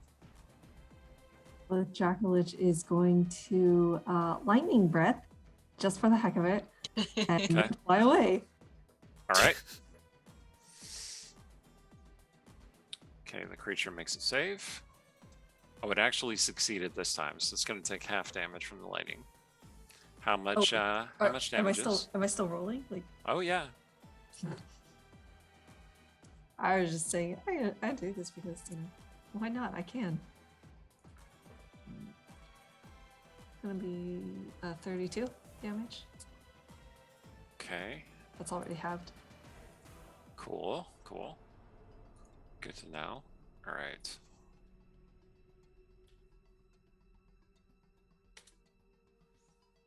All right. So you blasted it. This lightning is angled such that it doesn't actually hit the Tarrasque, which would, in theory, bounce back toward you and your squishy friends who are on your back.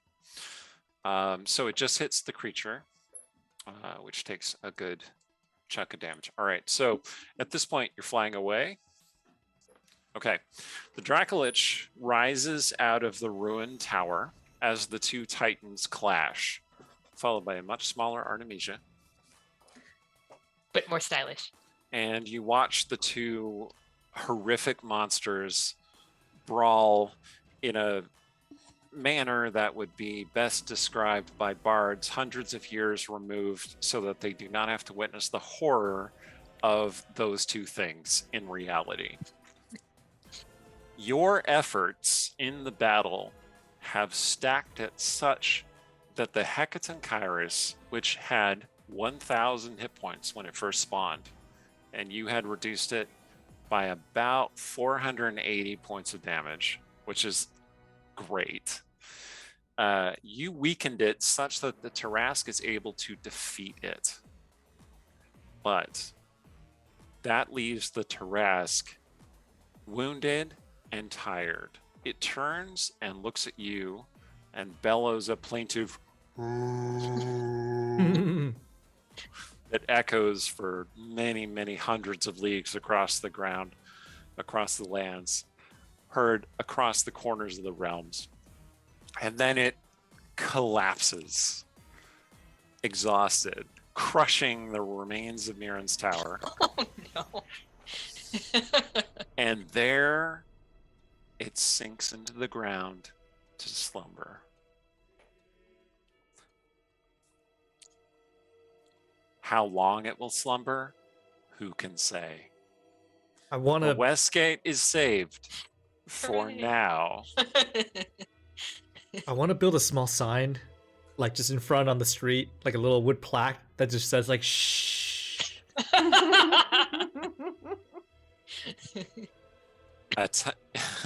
Beneath Westgate, the Tarrasque lies slumbering. Yeah. Shh. And the Westgate Irregulars have, despite all odds, saved Westgate once again, saved the realms entire. So we're moving now, right? Yes, and you're.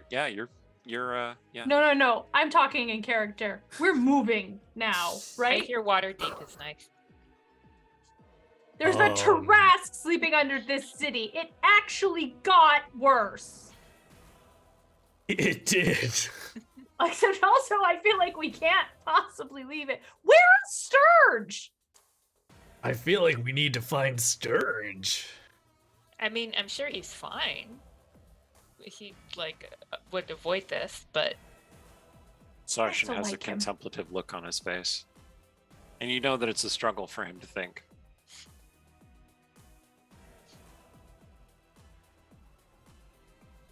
We won.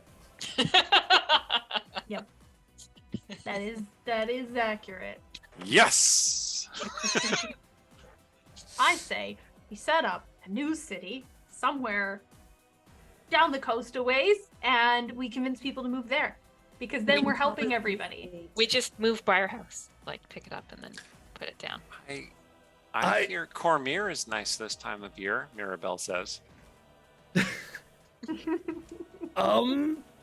I feel like we need to let everybody in Westgate know and evacuate them because of this That's part of the slumbering process. Tarrasque. We'll sell real estate and save people.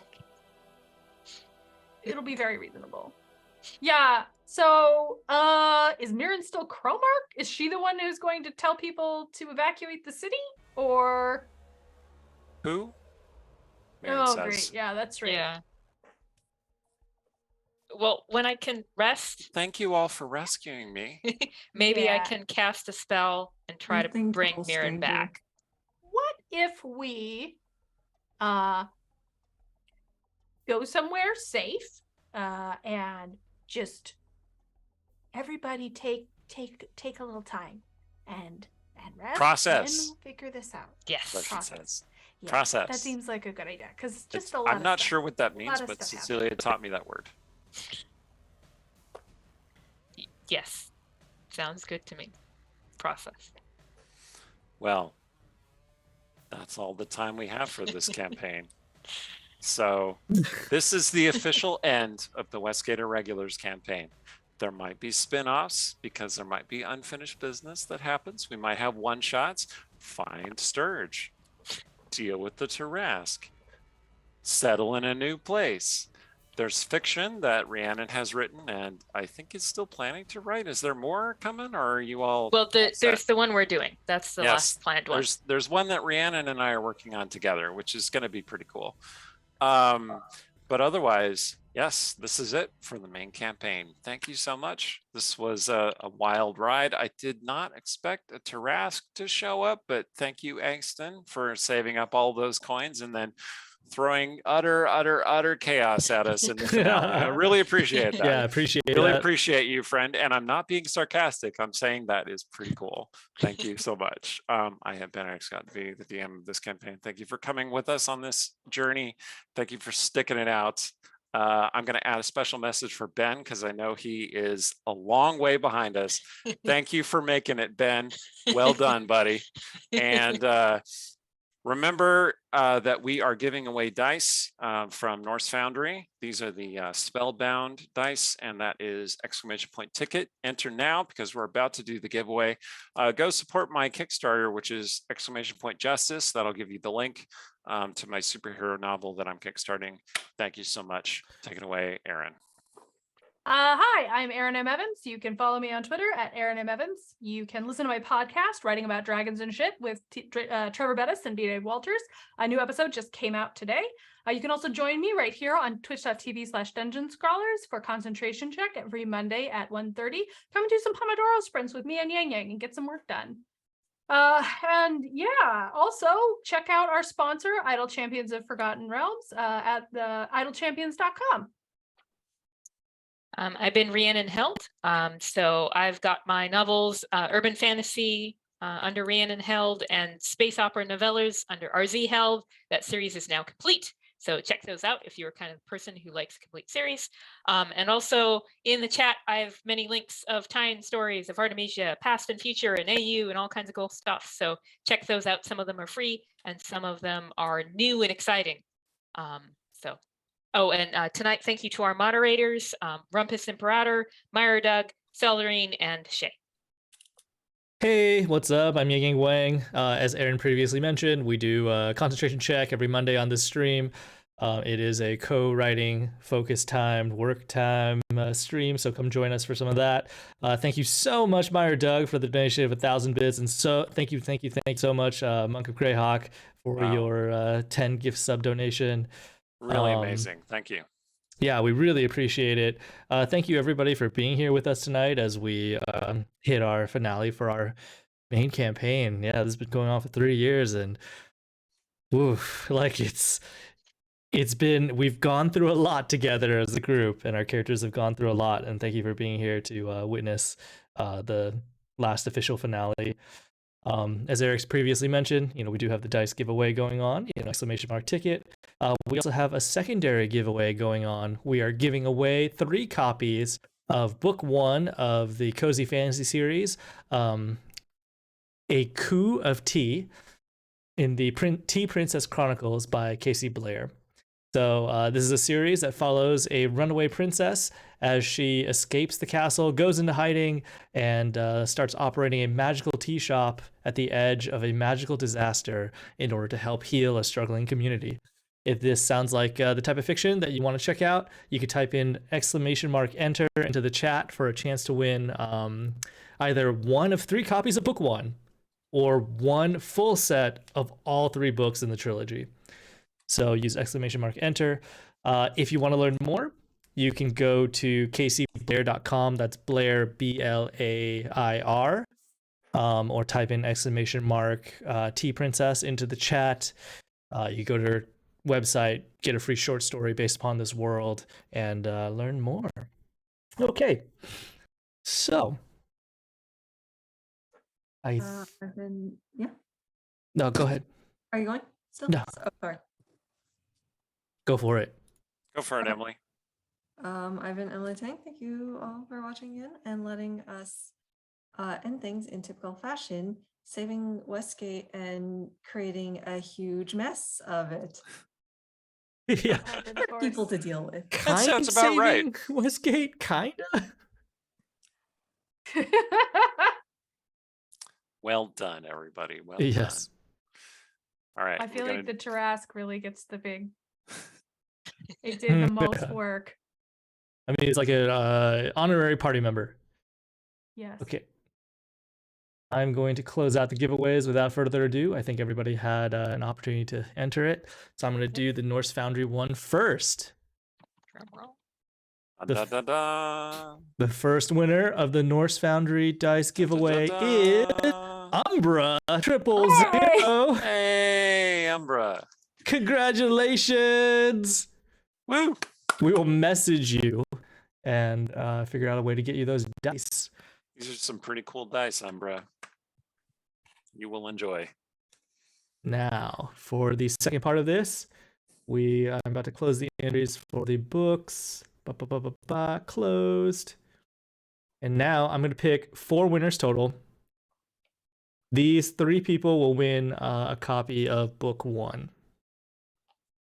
Original Angston, Oh, Jackster Hey, Fox, Your nice. chaos is rewarded. and Gone Congratulations, you 3. You've each won a copy of book 1 of the Tea Princess Chronicles, and then I'm gonna pick the winner that's gonna win a copy of the entire trilogy. Umbra, I recommend one of these. Winterborn 1, 2. Oh, wow. Woo. Congratulations. Congrats, Winterborn.